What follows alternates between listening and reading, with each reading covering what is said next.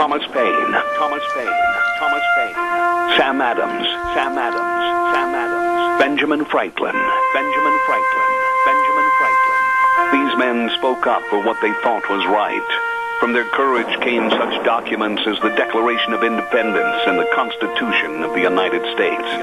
From their willingness to speak what was sometimes unpopular but right, we enjoy such liberties as freedom of speech, the right to keep and bear arms, and freedom of religion. There are those who still wish to oppress our freedoms, and there are still patriots willing to stand up and defend life, liberty, and the pursuit of happiness. Men like Zeb Bell, who honor our founding fathers and what they stood for.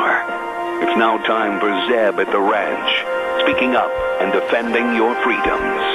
Brought to you by Magic Valley Les Schwab Tire Centers and all of the other great advertisers on the program. And now, Zeb Bell. As you know, I'm getting a little gray and long in the earlobes. Old age is coming at a really bad time. When I was a child, I thought nap time was a punishment. Now, as an old grown-up, kind of feels like a small vacation. Good morning, everybody. Zeb at the ranch. Here comes Kate Smith, and God bless America. Followed by a patriot with our Pledge of Allegiance. Good morning.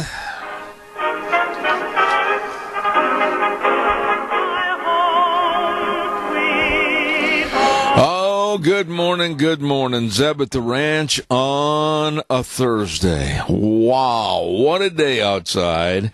What a day it was yesterday. I have never, since 1992 and 93, that winter, had that many problems. I'll talk about that a little later. Welcome to Zeb at the Ranch. I'm Zeb Bell with our major sponsor, your Magic Valley Les Schwab Tire Centers, all 7 locations serving you. And, of course, all of our great advertisers, including Western Waste Services, always at your disposal. Call, get on the route service, 734-6969. Right now, without further ado, let's have our Pledge of Allegiance. Good morning. Good morning, Zeb. Well, it's Miss Sunshine. How are you? Fine, thank you.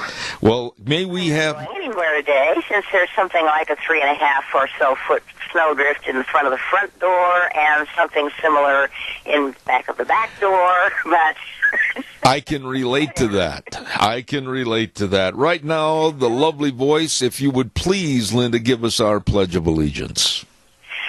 I pledge allegiance to the flag of the United States of America and to the republic for which it stands, one nation under God, indivisible, with liberty and justice for all. Oh, my goodness. Thank you so much for calling in this morning. And by the way, before you go away, happy birthday to you tomorrow. Happy birthday to you tomorrow. Thank you, Linda. Thank you, Sam. Bless you. God bless you. Linda Croft, thank you so much. Wonderful, wonderful lady. Thank you. Hey, we've got to get the weather on right now, and I can't wait to hear this forecast. Let me tell you, boy, Gina was spot on yesterday.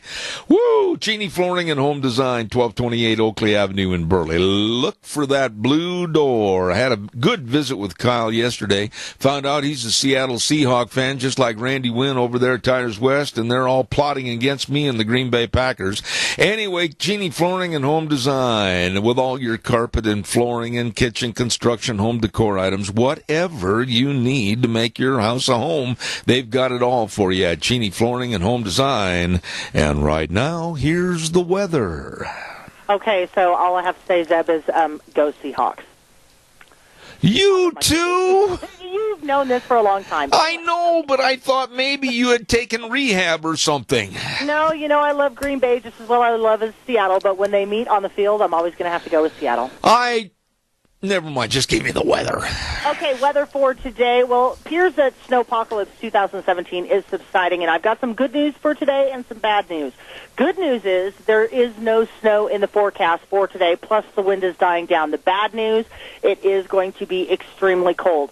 We are looking at sunny skies for today, high of 8. Winds are going to be out of the northeast, right around 8 miles an hour.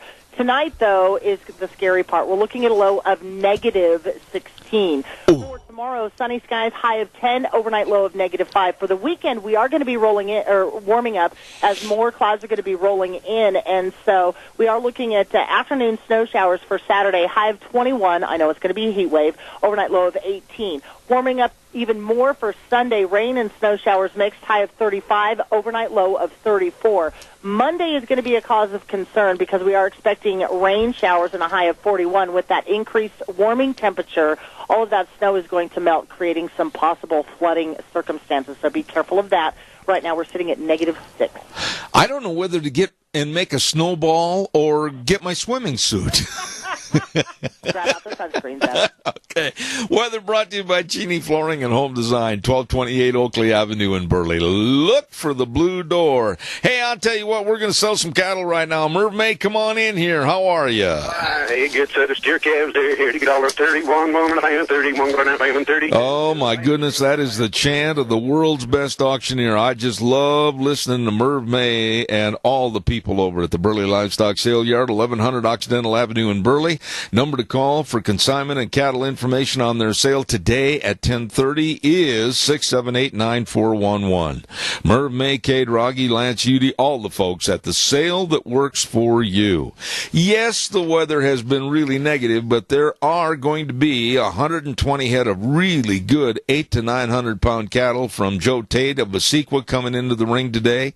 Lots of butcher cows and a really great trailer line run. So the sale time is going to be at 10:30 this morning at the Burley Livestock Sale Yard. Merv May and the crew invite you to come on down, get yourself dug out, and enjoy yourself a cup of coffee, and then head for the sale. You better believe it. Burley Livestock Sale Yard. Sale time at 10:30. Merv, sell those steers. All right, hey, good set of steer calves there. Here to get $31, 1.5, 31, 1.5, 32, 2.5, 3.5, 134, 4.5, 5.5, 5.5, 130, 550, 135, and I selling $35. Zeb Mel gets bottom again. I'll tell you what, Merv, thank you very much. Good guy. Hey, listen, I want to stop everything right here, and we'll catch up on our commercials and everything in just a moment, but I want to thank Gina, and I've thanked her so many times in the past for being kind of the backup quarterback all the time to help me in need, and I thank her so much for what she has done. And I also want to thank her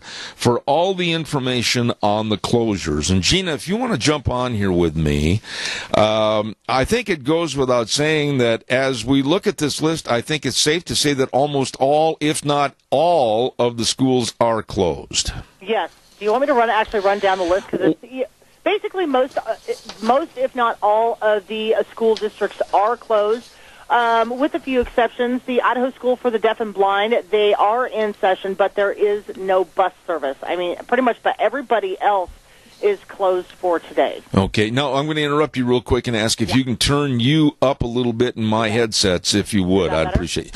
A little bit. And But why don't you start with the amazingly great list that you sent over regarding, like, basketball games in the mall and everything else? Okay. Well, most of those were closures from last night. I so see. Let me get back to that particular email, because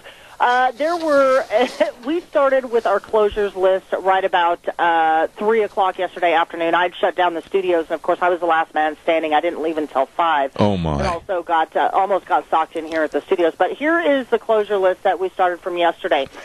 Jerome and Buell boys basketball game, that was canceled last night. That has been rescheduled for the 23rd. Let's see here. Magic Valley Mall closed last night at 5 o'clock. We are assuming that they are going to be open today. Okay. We've not heard anything that they were going to be closed for today. So we are assuming that Magic Valley Mall is going to be open. Twin Falls Public Library, they are going to be closed today. Burley Public Library, we are assuming that they are going to be open. We do not know yet, as well as the DeMary Public Library. We are assuming that they are going to be open. Let's see here. The BLM Computer Assisted Application Night, that was canceled last night. Yeah. That has been rescheduled for the 21st, which happens to be a Saturday. Now, as far as closures are concerned for today, yes, pretty much everybody has been closed for today. Yeah. And as far as the Idaho Transportation Department is concerned, all of the road closures have been lifted. So all of the roads are open because last night US 93 between Jerome and Shoshone was closed, but that was reopened earlier this morning. Okay. So Twin Falls School District closed. The Boys and Girls Club of the Magic Valley in Twin Falls, they're closed. Buell, Canyonside Christian, Cassia County School District, Castleford School District, Dietrich School District, Filer, First Baptist Preschool and Daycare in Jerome, they're closed. Gooding School District, Hagerman, Hanson, Emmanuel Lutheran, Jerome School District, Kimberly, Leap and Lily's Daycare in Filer also closed. Lighthouse Christian is closed. Minidoka County School District, St. Nicholas Catholic School. That means my son gets a day off. Again, he was super excited about that. Murtaugh, you guys are closed. North Valley Academy in Gooding closed. Richfield, Shoshone. Step Ahead Learning Center in Twin Falls also closed. Twin Falls School District, Twin Falls Christian Academy, Valley School District, and Xavier Charter Schools are closed. Yeah. All of the Minidoka County courthouse offices, the courthouse, assessors, DMV, and the judicial building are closed, including all of the other courthouses around the valley. Twin Falls, Jerome, Lincoln, Blaine, everybody, all of their courthouses are closed for today. So that means if you had to go to court today, you get a free pass. Yippee! I know, woo! College of Southern Idaho campuses, all of them are closed, including their extension offices in Burley, Jerome, Haley, all of them are closed. The CSI basketball game versus Snow College have not been canceled. Let me interrupt you right there. Don't you find it absolutely hysterical that CSI is playing Snow College? Yeah, that has been the topic of discussion. That Snow College, they said, yeah, we are on our way, and we are going to have this game. So, yeah, that game is on for this afternoon. No daycare services at Little Ones Day School and Lorraine's Day School in Burley. No daycare services at Tiny Toes in Hayburn, as well as Little Squirts Daycare in Cassia and Kids Inc. Learning Center. They're all closed. Milner Butte Landfill. Yeah. Now, if you have to go to the landfill today, they were supposed to open, hopefully, at 10 o'clock this morning. They have not notified us yet as to whether or not they will be, they're going to stay closed. Okay. We're going to assume that they are going to open today, as well as all of the transfer stations in the valley. They should open at about 10 o'clock this morning, so right now they are still Okay, I've got to get in here for just a quick second and pay some bills, and then I'm going to have you back with some more. Gina helping fill in this morning, and I appreciate it. Don't forget Ramsey Heating and Electric at 2600 Overland Avenue in Burley. Yes, sirree. You heard the temperature prediction. It's going to be really cold tonight and tomorrow night. Well, you better make sure your furnace is working efficiently. Your furnace is one lonely camper down in the basement. Don't make it upset. Please make it a happy camper and get those furnace builders today at Ramsey Heating and Electric, 2600 Overland Avenue in Burley, where they provide warm winters and cool summers. Ramsey Heating and Electric on Overland in Burley. Let's not forget, too, a great place to go eat, and that's, of course, our friends at Denny's Restaurant, America's Diner, and that really is the truth. Thomas and Terry and the whole crew over at 611 North Overland in Burley with delicious pancake selections for breakfast, like the pumpkin cream pancake breakfast and the red velvet pancake puppies. I could just make a meal out of those. And the sticky bun pancakes, you're going to love everything at Denny's Restaurant, 611 Overland in Burley, and also at 291 Pole Line Road in Twin Falls. Great food at Denny's Restaurant. Gina, Yeah. I got to tell you that yesterday, and I'm not trying to say this to, what do I want to say, sound like I'm better or worse off than anybody else, but yesterday, kind of an interesting thing happened.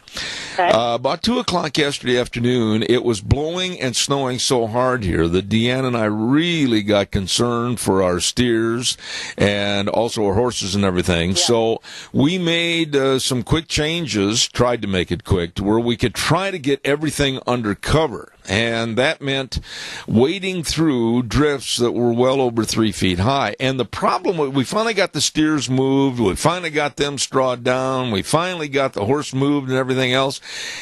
But while we were working way out and back, a huge snowdrift developed from the south end of my barn all the way to the house of waist-high snow. And I got to be honest with you, I really was starting to have great thoughts of concern as to whether this old fat boy was going to be able to get back to the house. Well, obviously you were able to, and drifting snow was a major, major concern yesterday, and honestly, even still today. So I'm glad that you got your livestock all shored up and everything. But yeah, the drifting snow. I've got a snowdrift in front of in my driveway that's taller than my car. Yeah, I believe it. Absolutely believe it. Between my pickup and my trailer, my horse trailer, the gap between there filled up, and it's probably a drift that's well up over right to my shoulders. Yeah. I know that yesterday, part of the reason why we had all of these school closures is because the Idaho Department of Transportation, they had been in contact with the Jerome School District, and the Idaho Transportation Department just could not keep up with the drifting snow in Jerome County. They were busting up 6-foot drifts. Yeah. And so that was part of the reason why all of the schools decided to close today, was because of the danger of drifting snow. So were you guys able to dig yourself out? No, as a matter of fact, we have a little bitty path, and our dear friend Rocky down the road, he tried to come up yesterday during the storm. It did no good because it all filled back in again. And we're going to try to dig out after the program this morning, because right now, I got kind of a lonely feeling in that storm yesterday. We couldn't see very far ahead of us, and Deanne walked ahead, and I'm going, I might turn into a human popsicle before they find me. Yesterday it was excruciatingly cold. Today it's supposed to be even colder than that. But this is what I would say. Put out a call to all of the listeners and those who are able-bodied and, maybe have an extra shovel or a plow. Go and dig them out, please. Oh, my gosh. I tell you what, we need the snow, we need the moisture, but I haven't seen anything like this since, like I said, when I bought this place back in 92, and that winter of 92, 93, and, the old-timers, they get on and they talk about the storm of 49 and everything. Well, by golly, yesterday was a little spooky. Do you know that we hit record snowfall? According to the National Weather Service out of Pocatello, we hit record snowfall for this time of the year. It started in November 28th, and it goes through January 4th. And so I think we crested over 40 inches of snow for that time frame, which is the most in recorded history, and recorded history goes back to 1939. Do you know what I did yesterday? What did you do yesterday? Something that my wife has been chewing on me to do for 2 years. Do you know what it is? Sit on your fanny and relax? No, she has been telling me, Zeb, get a snowplow for one of the four-wheelers. Get a snowplow. I said, I don't think so. We don't need it. We never get any snow. And yesterday she looked at me and she said, well, never mind. I'm not going to tell you what she said. I know Deanne well enough to know. I know exactly what she said. And I called Nick over at Let's Ride, and I ordered my snowplow. Well, we are expecting more snow in the forecast, so I promise you will use it. Okay, I got to pay some bills. God bless you, Gina. Thanks so much. Hey, don't forget Burley Physical Therapy and Rehabilitation. We're going to be talking to them later on this morning. Nick Greenwell, as a matter of fact. Now, I'm telling you right now, if you're going outside to shovel this snow, honestly, and I'm not being funny about this, be careful out there. You're going to be using a lot of muscles and a lot of strain and everything else. Be careful out there. And if you do end up with some sore spots, these are the people to go see. Burley Physical Therapy and Rehabilitation, 1263 Bennett Avenue, Suite 2 in Burley. Number to call, 678-1191. They're helping you get back to being you. Oh, yeah, I guarantee you they've helped me a lot. They can help you. Call them today. They've got the only hydrotherapy pool in the area. It's fantastic. You're going to love the folks and the help they give you at Burley Physical Therapy and Rehabilitation in Burley. Also want to brag on our dear friends at Berry Equipment and Rental. And, of course, they've got 3 locations, South Lincoln and Jerome, Addison Avenue West in Twin Falls. Hello, Eli. And, of course, 159 West Highway 30 in Burley. Juan and the crew over there, good folks. Listen, they've got all the Doosan loaders for the dairies and the feedlots, and boy, with all this snow and bad weather, you better check them out. They got some great used ones, too, at Berry Equipment and Rental. All the equipment rentals, all the retail equipment sales, they have the equipment you need to get the job done right. Get a hold of them today. Berry Equipment and Rental, Jerome, Twin Falls, and 159 West Highway 30 in Burley. Really, really good folks. Audience, I appreciate your calls, and I'd like to hear from you. And Gina and I are going to be talking after this little break in a couple of minutes about a story that really is upsetting to me because it's right here in a local basis in the Magic Valley, happened in Twin Falls, and we're going to get into that in just a few moments. But your calls are welcome, 436-2244. One of the things I wanted to mention, and I think Gina would chime in and say absolutely, is that leave your faucets dripping like with a pencil-thin stream to avoid the freezing. I talked to Nathan Harris of Harris NG Plumbing, and he said, hey, please spare yourself the frozen pipes and let those faucets drip like with a pencil-thin stream. It's worth the waste of the water versus all the frozen pipes. So please watch out for that. And it's going to stay cold for the next 2 days.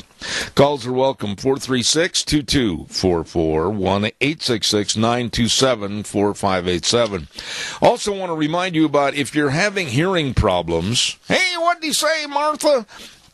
Why don't you get a hold of Dr. Christine Pickup at Mount Harrison Audiology and Hearing Aids, and believe me, take a hearing screening test. I did. And it's not going to hurt you or anything. It's really kind of fun, really, to take that hearing test, find out what your losses are, and then they can be hopefully repaired. That's right. She knows a lot about sound and hearing, and she's excellent in helping people. So please make an appointment today at 312-0957, Mount Harrison Audiology and Hearing Aids. You get a hold of them today.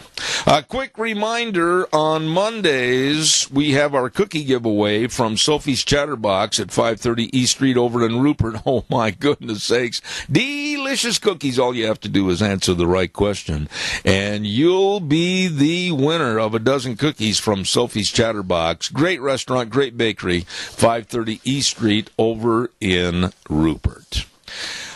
Gina Jameson filling in this morning, and I really do appreciate it. Gina, there was a story that absolutely made me worried and upset yesterday when I heard this story, and it happened in Twin Falls, and it was in regards to a waitress that had walked out of Idaho Joe's restaurant after her shift, and she was walking out to her vehicle, and two men in a four-door charcoal gray Toyota, according to the story, drove up, and at knife point, they robbed this woman. I mean, maybe to some people this doesn't come as an earth-shattering story, but to me, Twin Falls or Burley or Rupert or any town, walking out to your car to go home after work, and especially a waitress that has worked hard all day on her feet for the menial money that she earns, and then to have this happen, it really is upsetting. Well, it really is upsetting. Now, the story that you're referring to, I actually pulled it up. It happened on Sunday morning at about 12:45 in the morning. She was walking outside of Idaho Joe's to get into her car after her shift.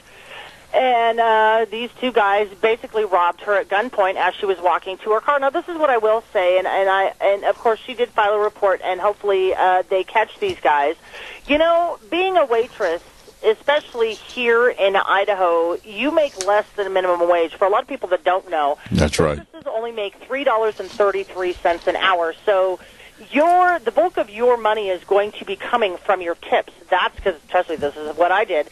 You save your tip money for your bills, and then your actual paycheck you use for gas and all of the incidentals, because your paycheck is really, really tiny where all of your bill money is coming from your tips. And so I think that whoever these gentlemen were that did this are, as you would say, lower than pond scum. You know, it could have been my wife leaving a store after Christmas shopping. It could have been someone's grandmother or aunt or someone else's wife. And to think that we've got that kind of thuggery and punkery going on here in this area with a bunch of guys that are absolutely, like you said, pond scum, driving up and at knife point saying, give me your purse or whatever, and then driving off.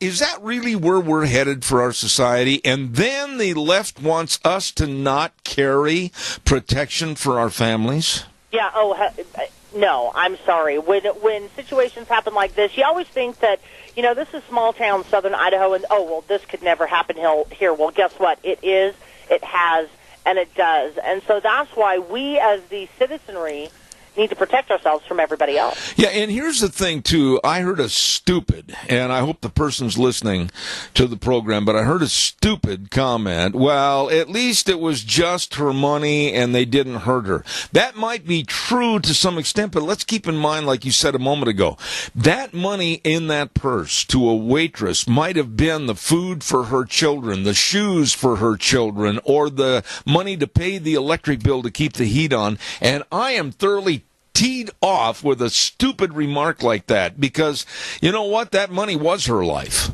It is her life, and that's how she is going to support herself, and running under the assumption that she has kids, that's how she's going to support her kids. That tip money is how she pays her bills. I know, because I've been that person walking out of a restaurant at 12:45, 1 o'clock in the morning, and always looking over your shoulder to make sure that nobody's following you, so you can get to your car and go home to your family. And I'm sure that's exactly what she was going through. And, I find it infuriating that they would, what's the word that I'm looking for, that they would pretty much case the joint and then single her out. Yeah. Okay, that's the one, and we're just going to take everything that she's Yeah, got. but think about it this way, too, and I know you have, is that regardless of the business, regardless of the time of day, I mean, people walking out of a business, I don't care if it's in the midnight hours or if it's early in the morning to unlock the business for a day's trafficking of customers, etc. I mean, are we going to have armed guards sitting there in parking lots watching over everybody as they go to and from their business? This is completely ridiculous. It is completely ridiculous. And I remember when I was going to college and, living and working up in Moscow, we would have, as the waitresses, we would have the bouncers walk us out to our cars. Well, at an establishment like Idaho Joe's, they don't have the bouncers. Yeah. And so either, one, you go out to your vehicles in, two at a time, or have somebody else walk you out. Or what? Are you just supposed to stay there and in fear and not go home? That's ludicrous. I mean, these ladies need to be able to protect themselves. Absolutely.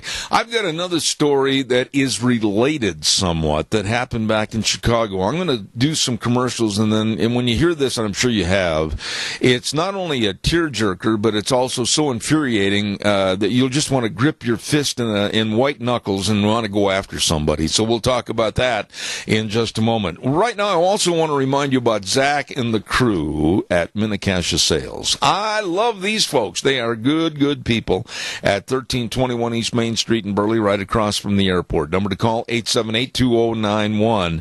If you haven't replaced those drafty cold old windows, you'd better with the upgrade to the Western windows, and Zach and the crew can help send a contractor over for all the installation work. And they've got great deals on carpet and luxury vinyl planking. Oh my goodness, you better call today. And right now, 878-2091. Minnecasia Sales, 1321 East Main in Burley, and they sponsor Dr. History every Tuesday at, of course, 10:10.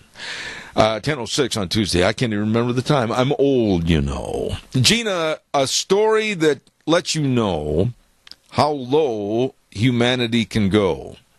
I don't know if you're aware of this, but some black punks, all of them over 18, took into custody and tied up and beat and tortured a special needs young man in Chicago for over 24 hours. What? Yeah.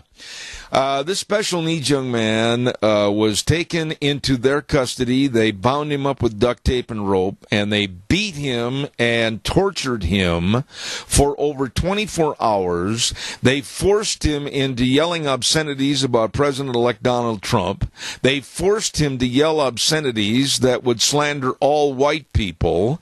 And they did some heinous things like making him drink water like a dog out of a toilet, a dirty toilet in one of the buildings back there, and they beat him every 5 minutes. And the fools, these idiotic fools, filmed this on a video camera telephone, and the police caught them, and I hope they get a minimum of 30 years. Yeah, I brought up the story. They obviously these individuals, I don't know how many they are. Obviously these individuals are not too smart because they did a video on Facebook Live, which is actually tied to somebody's personal Facebook account, so that means that this person can be found.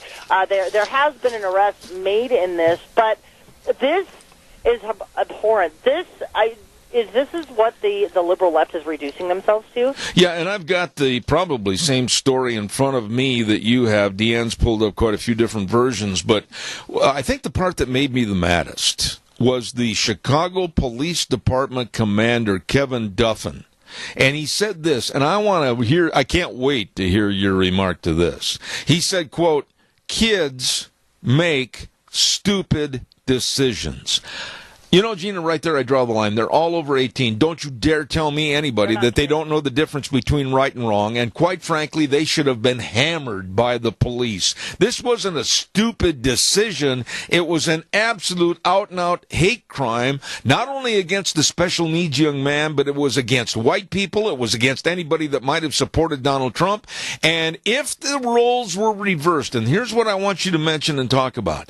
If that were 4 white people beating up a black special needs young man, oh, Katie, bar the door.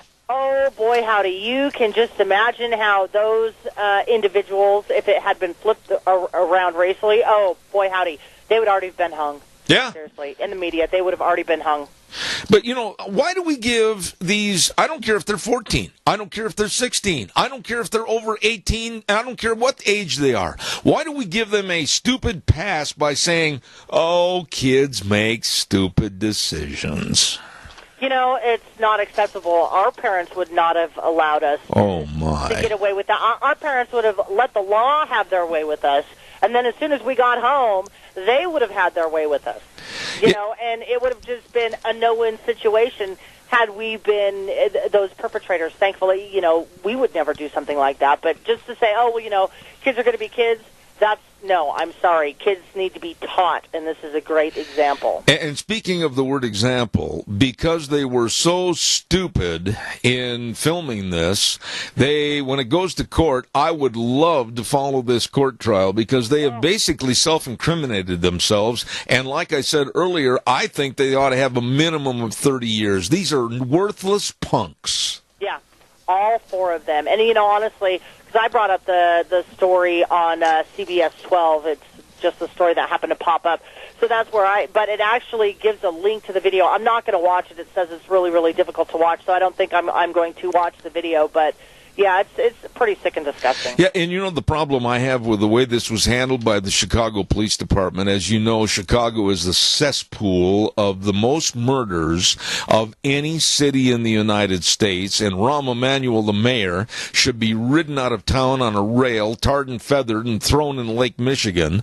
But listen to this. No charges have been filed as yet.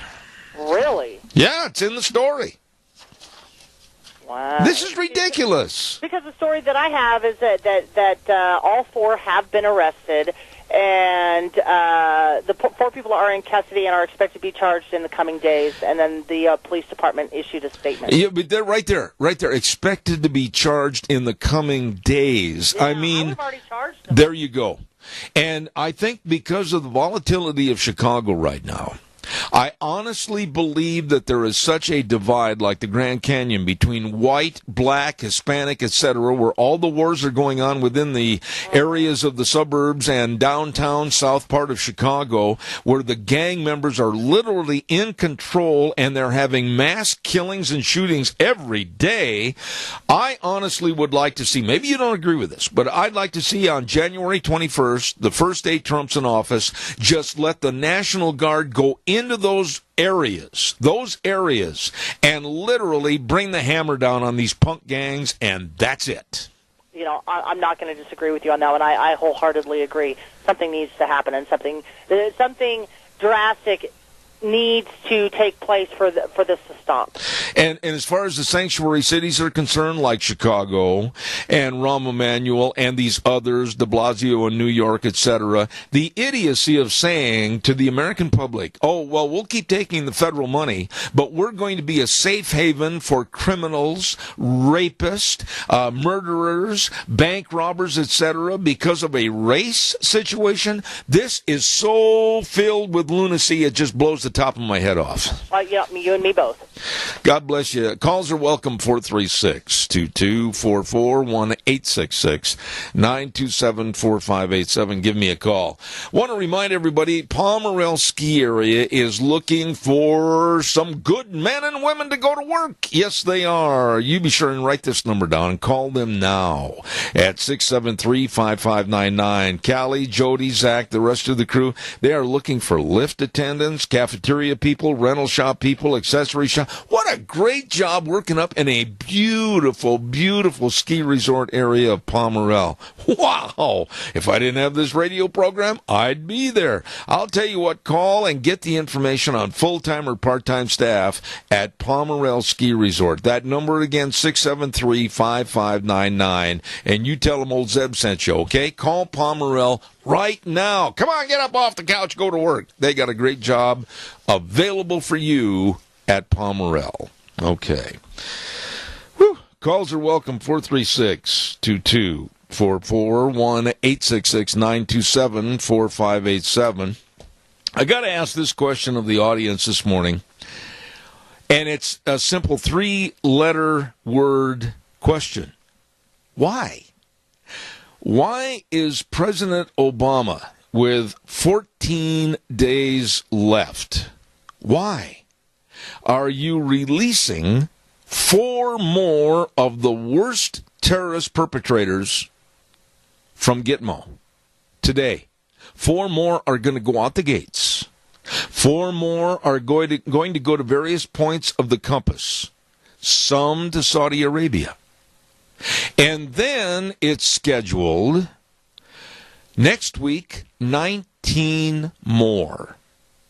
So before today's 4 walk out the door, there were 57 left at Gitmo, and all accounts and references to the people that are left there, they are the worst of the worst. They are the throat slashers. They are the killers. They are the motivators for more heinous crimes around the world. These are the worst vermin left in Gitmo. And all I want is a simple answer as to Obama. Why? Why are we turning these people loose? Why are we letting them back into society? They have been proven on the ones that have been released in the past to go out and wreak havoc and mayhem and murder and death to the rest of the world. They have been plotters of terrorist activities. They have killed more of our soldiers. Mr. Obama, I have never had a good thing to say about you during your 8 years as president. I have never respected you because of your ideology. And I have absolutely no reason to change my thinking as you let the doorknob hitch in the posterior on January 20th. I can only hope and pray that this man will never be a part of American politics again, or have anything to do with something that might influence American politics. Caller, good morning. You're on the air. Good morning, Zeb. You know, they are not the worst. Obama is the worst of them all. He's the one that's turning these heinous, horrible people loose. You got to make him the worst. Well, I can't argue with you that I have no respect and I have nothing but ill feelings towards Obama and what he has done to basically go under the carpet like a little mole and chew away at the fabric of America and create a big hole and everybody falls in it. I do not like what he's done, and I can't find anybody to give me a good reason, Jerry, as to why you'd want to let these people loose. Well, it makes no sense to me, and it's going to be a wonderful thing when they say goodbye, good riddance, get out of here to that character, and we don't have to hear him again where he has authority like he has now. Yeah, but you know something, Jerry, and I think you are very astute following politics. You know as well as I do, we haven't heard the last of Barack Obama. Very unfortunately, I can't tell you chapter and verse of what he's going to do, but I'll guarantee you he's not going to go away. Well, it's going to be too bad if he doesn't, but you know, I can always pray and hope. There you go. That the world's going to change and we're going to see some good leadership, some honesty, a truthful thing coming out of the presidency. You know, it'd just be wonderful to hear him say something that was honest and truthful. Not all lies, not all deception, not all corruption. There you go. Jerry, God bless you. Stay off the streets and the sidewalks. Be careful, my friend. I have to go to a Christmas party tonight.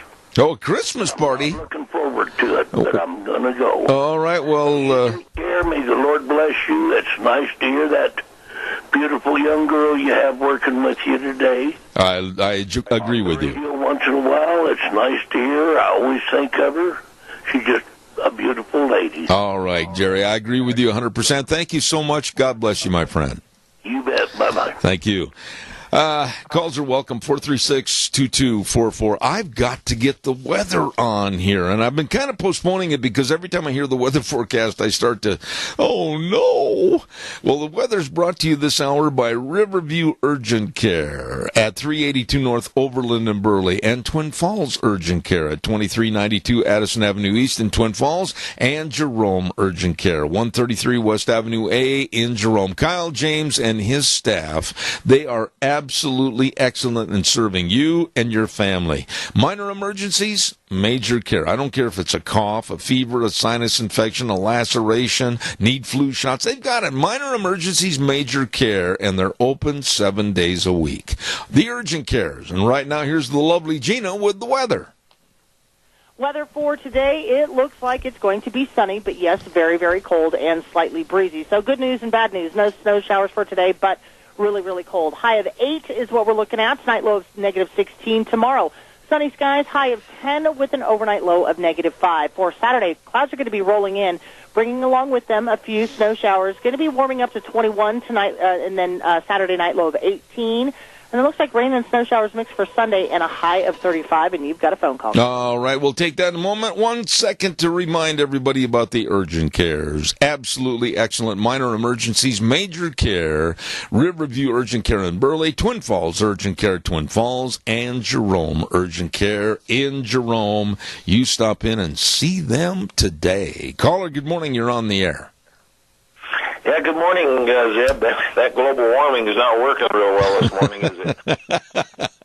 I'll tell you what. I've been here 45 plus years, and you know, this is the banana belt. I mean, compared to a lot of places in the state, but our bananas are not doing well today for sure. But I just wanted to reflect back. I remember. The first years here, 71, 72 were extremely cold, snowy years, and we had snow on the ground from Halloween clear basically until February. Yeah. And very cold, 20 below zero. And, of course, all of the newspapers, and the U.S. News and World Report, New York Times, the whole Newsweek all had articles on how we were all going to freeze up and the global cooling thing. Yeah. And about the mid-70s, of course, then all of a sudden it started warming up. And but we had, well, I don't know how much snow you had over in your place, but, man, we're snowed in over here. Yeah. And, but we had 15 inches one time back there in the 70s, it rang in this big chemical warehouse over here. The roof caved in, all the carports all over Twin Falls and area went down and collapsed and so forth. So we've had some big snows before, but this one with the blizzard conditions, it's very rare to get that kind of conditions here in the area. Well, all I can say is I appreciate your dilemma, but I'll tell you yesterday, and I meant this when I said it earlier this morning, yesterday there was a point at about 3:30 yesterday afternoon where the visibility, the wind, and the snow, and the drifting, I looked at my wife. We were way out and back in the barn area, and I saw those drifts that had just absolutely come up within 35, 45 minutes of our working outside trying to move the stock. And I am not kidding you, Mr. Adrian Arp. Yours truly was a little concerned that I wasn't going to get back to the house.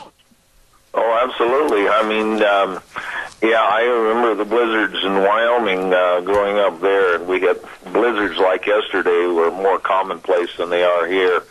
And I can remember even the times I was home there, go out with my mom we had to check on some livestock, and we had some chickens and so forth, make sure they were okay. And then she had a flower house.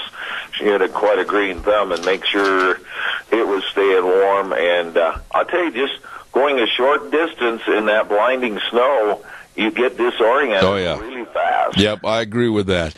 Adrian, God bless. Don't slip and slide out there on the roads, and we'll talk to you again next week after we start the program, hopefully with warmer temperatures. God bless you, my friend. Thank you. Yeah, and I would just, just because you got four-wheel drive, you still only have four tires to stop. And in all my traveling, which has been, for years, I've seen a lot of four-wheel drive vehicles off the road and upside down on their top and so forth. They just, they tend to overdrive them, and once you lose control, that four-wheel drive will drive you right in the ditch. I agree with you. And please be careful, stay warm. Thank you. Thank you. And again, I want to reiterate, with the temperature lows, like Gina was talking about, being way down like 13, 14 below zero or whatever, if we get a wind, it's going to be terrible. Let your faucets drip again, a little bit like a pencil-thin stream. And, boy, you don't want to have your pipes freeze up.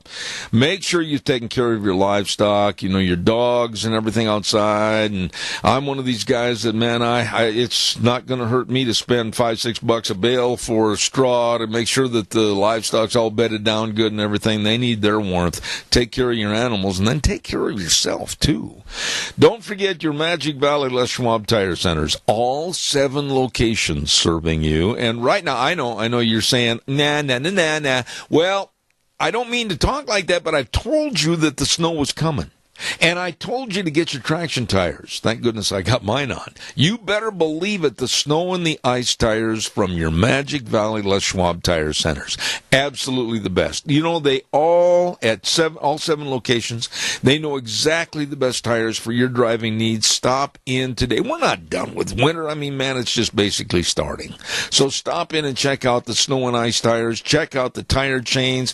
And by all means today, check your battery to make sure it's going to turn that engine over in these cold, cold mornings. They've got the best batteries, too. All of this and more with Lane and Rupert, Dave on Blue Lakes and Twin, Mike in Buell, Mike and Jerome, the Twist family in Paul, Daniel on Poline in Twin Falls, and Randy on Overland and Burley, your Magic Valley Les Schwab Tire Centers.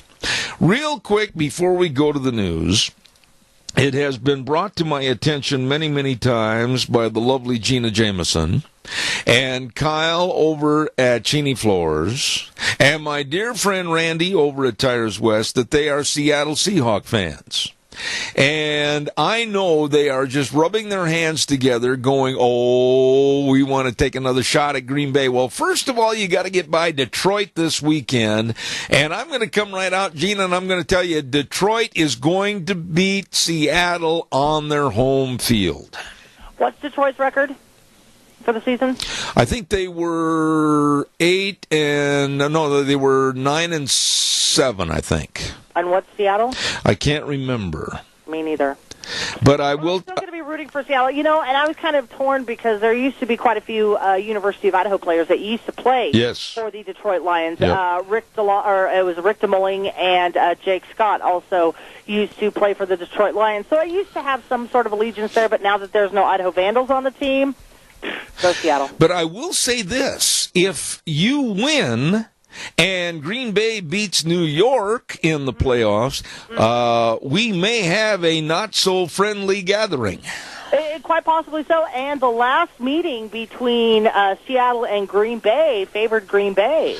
Yeah, I'll tell you what, right now, I'm just going to say this because everybody knows I'm a Packer fan. I live there. I bleed green and gold. I will say this, and I think a lot of people would agree. Right now, after Aaron Rodgers predicting they'd win 5 in a row, and boy, he came through with that, they are the hottest team in the NFL right now. Right now, honestly, they are. I will give it to Green Bay. They are like smoking hot. And you want to know something else I'm going to tell you? You won't believe this. What's that? But I was cheering all season long for a team that you're going to go, Zeb? The Oakland Raiders. Really? Yes. As long as you didn't say the Cowboys, okay. Never. Okay. I'll see you after the news. Take care. You got it. All right. Water bowls and stuff in that, they're freezing up bigger than all get out. I had my window was still a little wet when I got over the facility. I went back out to get in my truck not even 5 minutes later, and my windshield wipers were frozen to the truck. I mean, it's that cold that the moisture is just instantly freezing. So, I mean, you need to make sure that you're taking good care of your outside pets, that they've got fresh water. I mean, right. Get a heated bowl. I was over at Walmart the other day and seen that they have a whole pile of heated dog bowls over there for water, and at $20. I mean, in my opinion, buying a $20 bowl to make sure that my outside pet has plenty of water and it's not frozen, I'm going to spend that. I mean, I'd spend it on my kids or whatever, and taking care of them. So make sure you guys are spending that money to take care of your furry friends, because they are part of your family. Absolutely. Do you have any dogs that you want to feature this week? Actually, I don't have any to feature this week. We just sent out a mess of them over the weekend. We had a bunch of transport drivers that went ahead and gave up their New Year's Eve to help us get all the available dogs that we had, get them out of our facility and to their new homes. We'd been having issues with trying to get transports to Washington State, places like that they'd found homes for these lovely animals. And these individuals just stepped up and says, you know what, we need to help these furry friends and help out the Minidoka Joint Powers Animal Control Facility. And they gave up their New Year's Eve just to be able to help us get all these dogs out of here. Boy, there's a lot of good people out there, and I've said it so many times on my program, it sounds like a broken record, but take care of your livestock. I mean, when we're seeing these temperatures, yesterday was bad enough with the blizzard conditions and the wind and the blowing snow and the drifting and everything else, but now with the cold temperatures for the next couple of days, way down -0 temperatures, a little extra straw, a little extra care, heated water tanks. I mean, come on, folks. That's what your job is to take care of those animals.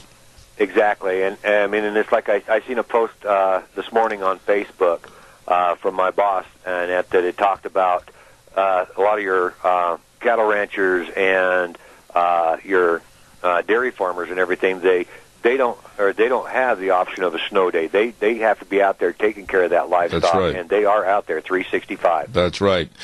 I'll tell you what, I always have a lot of respect for what you're doing, your staff, and the taking care of our canine friends.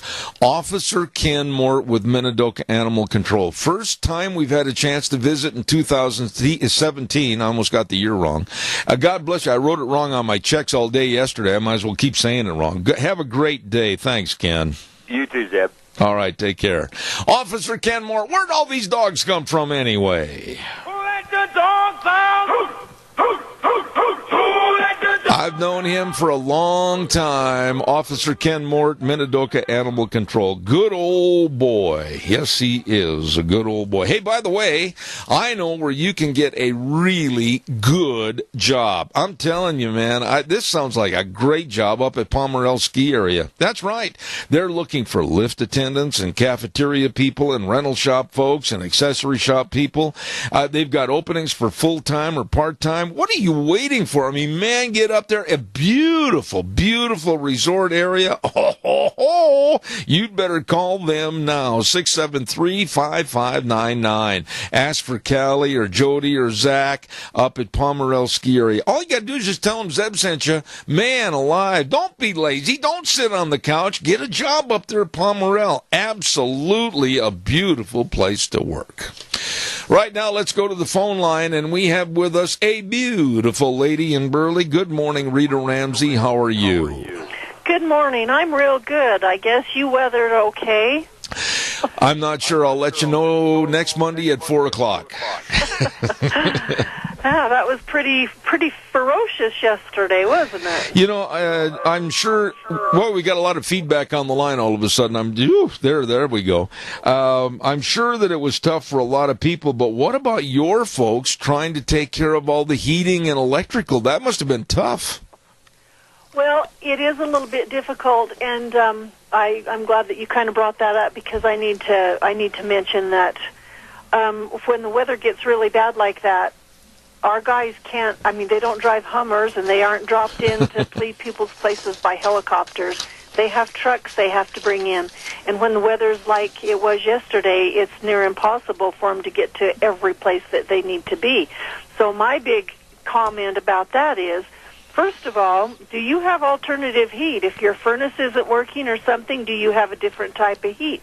Do you have a wood stove? Do you have a gas fire log or something that can heat so that you're not sitting there in the cold? And the other thing is what if you were out of electricity?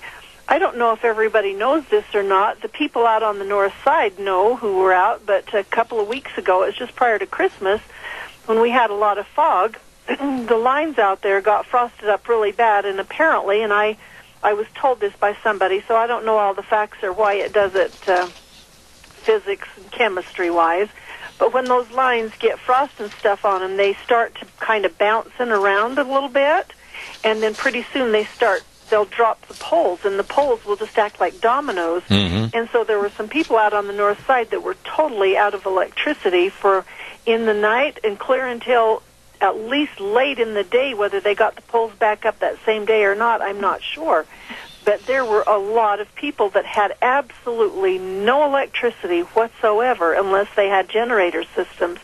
So people need to be thinking about, if I didn't have electricity or if there was a snowstorm and somebody couldn't get in here to get my furnace going again, am I going to be okay?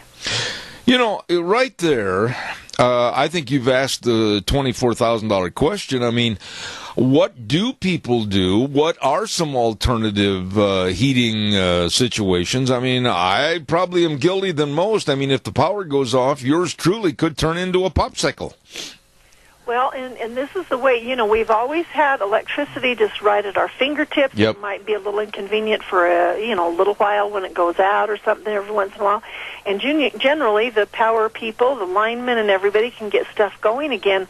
But that isn't always the case. A number of years ago, down over in Malta, they had some power lines go down, and it was probably a couple of miles, and there were a lot of people that were out of electricity for a few weeks. Wow. And so what you need to do is, the first thing that you need to do is say, okay, do I have something to back up? Well, if you have electricity and your heating just isn't working, you can use little electric heaters.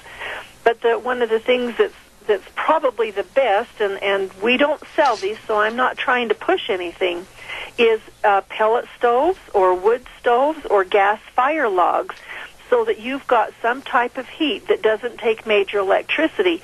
Then if you were out of electricity, it would only take a small generator with an extension cord hooked up to it to keep your heat going. I mentioned that to my dad the other day. He lives over to Preston. I said, okay, so he has ceiling heat, but their electricity is so expensive that he uses a propane. It's a little propane freestanding furnace with a fan on it that heats the majority of his house, and then the ceiling heat picks up the slack back in the other part. But I said, okay, Dad, so here it's plugged in. Where's your generator? And my dad's 83, and he's pretty crippled up, and so he just kind of hobbles along. He said, well, I've got a good generator. It's out in the shed. Well, the shed's a couple of 100 feet from his back door. And he says, I could get that generator loaded into the back of my pickup and bring it over here. And I said, okay, so where are you going to set it once you get it done? And so we talked about that, and he could set it on the deck by the patio door, and then he could just run a cord out there, and he could also use that cord for a microwave to heat some food up. Yeah. And maybe run a light or two, but he's got a couple of little battery lanterns so that he wouldn't be in the dark. And I said, that way you can stay home and take care of yourself, because what happens, and this is just the climate that we live in, is when people don't have heat or electricity, all of a sudden they think the government, whether it's the mayor or the council, or, the county commissioners or whatever, that the government's going to take care of them. What are they going to do? Go to the nearest church and everybody sit around and, have a fire in the gym or something? Yeah, that's not going to happen. It's not going to be able to accommodate everybody. So everybody needs to be self-reliant. Make arrangements so that if you don't have heat with your central furnace system, you've got little electric heaters or an alternative source like I just mentioned, and do that so that you can stay at home and take care of yourself and guard your house and take care of your family. Let me ask you, and you bring up the very important information this morning, but are there such things as, and I'm going to show some ignorance here because I don't know, but are there such things as little battery pack operated heaters that would suffice until they get the power back on? I don't know the answer to that, but if they are, they would be mighty puny heaters, because the amount of electricity that it takes to run a heater for electric heaters is huge. Okay. And so, like, we have a generator system on our house, but we do not have our heating system hooked up to it. We have a gas fire log on the main floor. We have a wood stove downstairs, and then we've got some their split system Mitsubishi heat pumps that we've got in we've got them in 3 rooms of our house, and that's actually hooked to the generator because it doesn't take hardly any electricity. Yeah. It doesn't work with resistance heat. When you're trying to heat with electric heat off of a generator, it takes so much electricity that just a regular generator isn't going to do much more than just your kitchen oven. Okay. Well, holy smokes, I'm sorry if people were suffering, but I'm certainly glad that you alluded to this morning. And if they want to find out more, are there sources of information, with yourself included, that they can call and find out more about this? Yeah, I'd be glad to give them a little bit of information. Like I said, I don't sell the alternative types of heat that I mentioned, which is pellet stoves, wood stoves, gas logs, that type of thing. And we don't even sell generators. We do generator hookups and stuff. My generator actually works off of propane, and it's automatic, and it proves every week it just automatically kicks on. And if electricity goes off, it has an automatic transfer switch, so it just comes on automatically and fires up the circuits that we've got on it. I do have information. I can help them understand some of the things that they need to do to be self-reliant. However, I don't really sell them, but I do want people to understand that they need to be having alternate things just in case. And maybe it's just a good insurance policy. If you have it, you won't need it. Maybe, I got to ask you, Rita, and of all the news that is going on right now, the anti-Trumpers, the anti-administration appointments, the anti-GOP, the anti-this, anti-that, why, and I asked this question last hour, and I know that you've thought about this also, why is the current President Obama acting in such an anti-American attitude by releasing today 4 more of the worst terrorist perpetrators out of Gitmo And then next week, 19 more of the worst killers, murderers, and terrorists, more are going to leave the gates of Gitmo. And you have to ask yourself, why?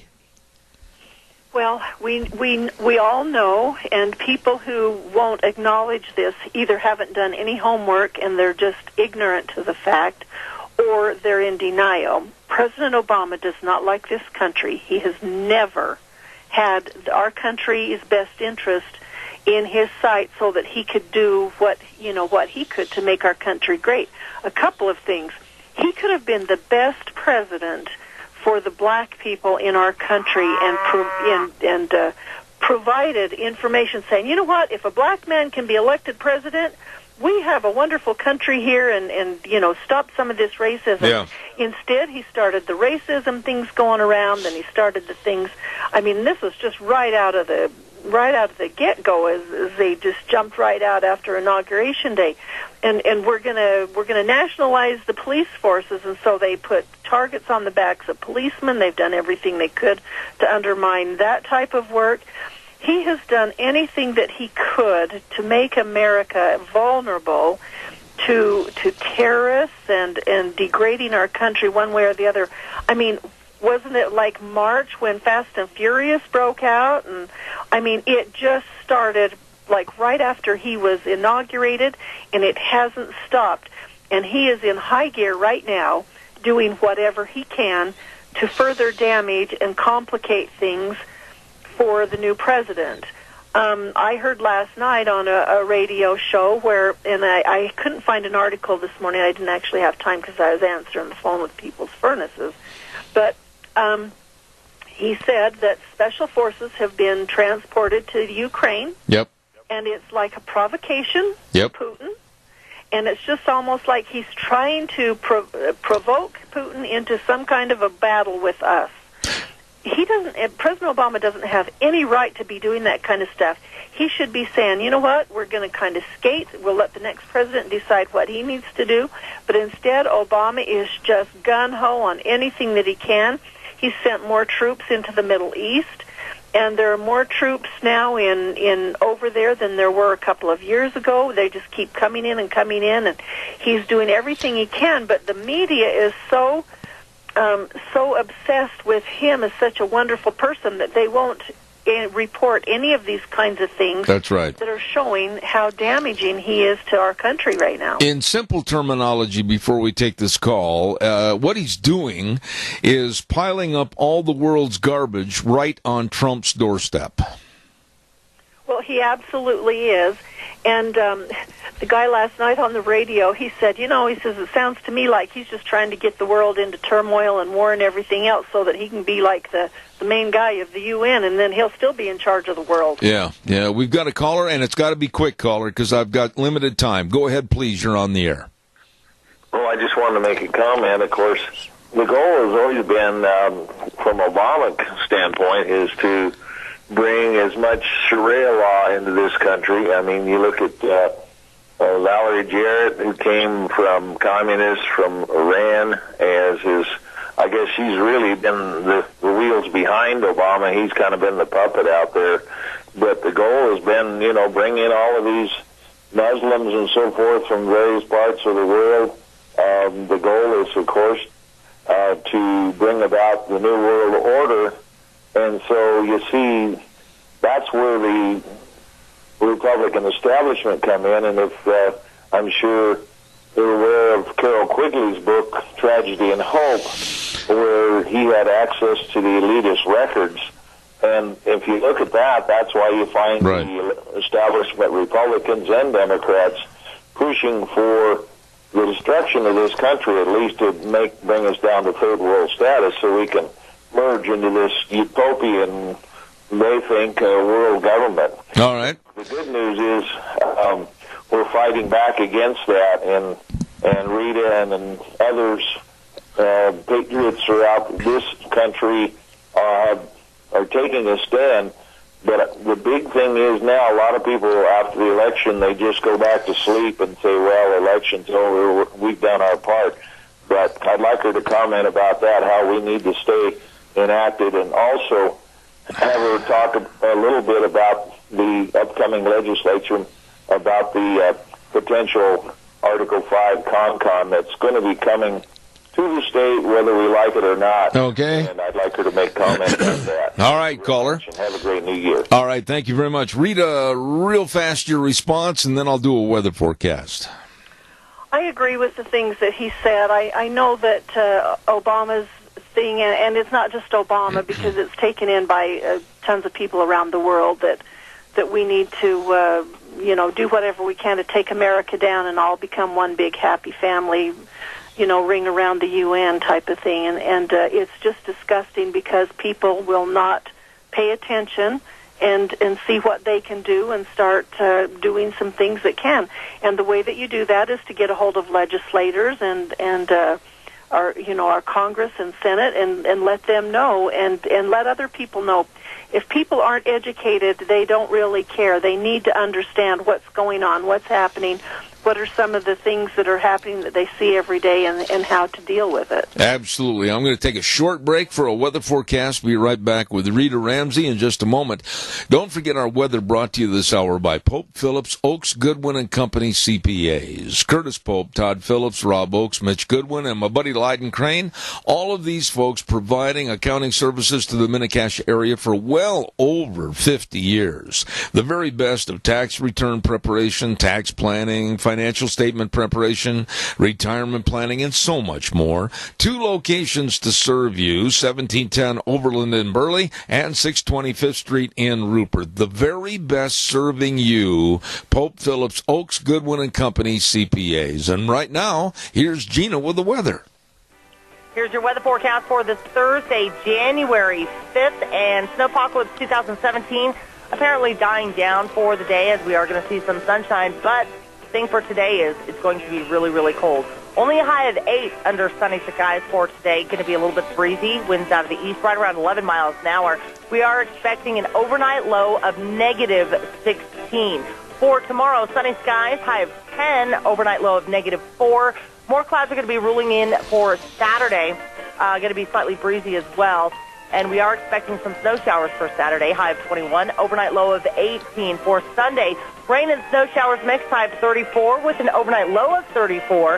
And then for Monday, rain showers in the forecast, high of 41 with an overnight low of 28. That could bring along some flooding conditions, so be prepared for that. That is your weather for 7th Rand. Gina, thank you very much. Brought to you by this hour, Pope Phillips, Oaks, Goodwin and Company CPAs. Oh, my goodness, it's year-end tax planning time, especially with the 1099s that need to be sent out.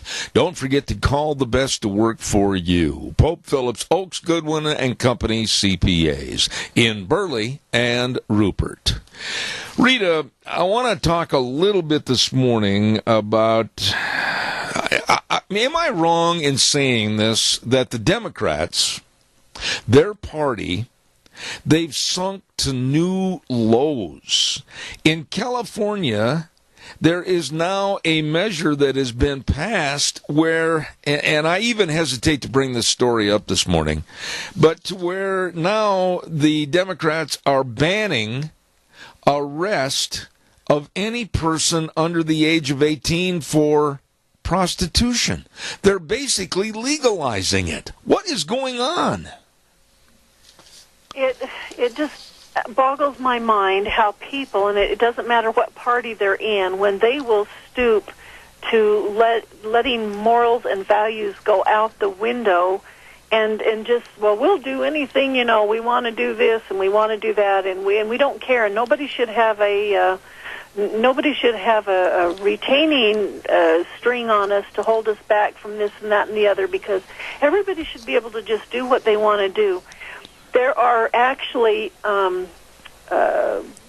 consequences for decisions, and these decisions that they're doing, there's going to be consequences clear down the line, and those consequences can come years later. They might come immediately.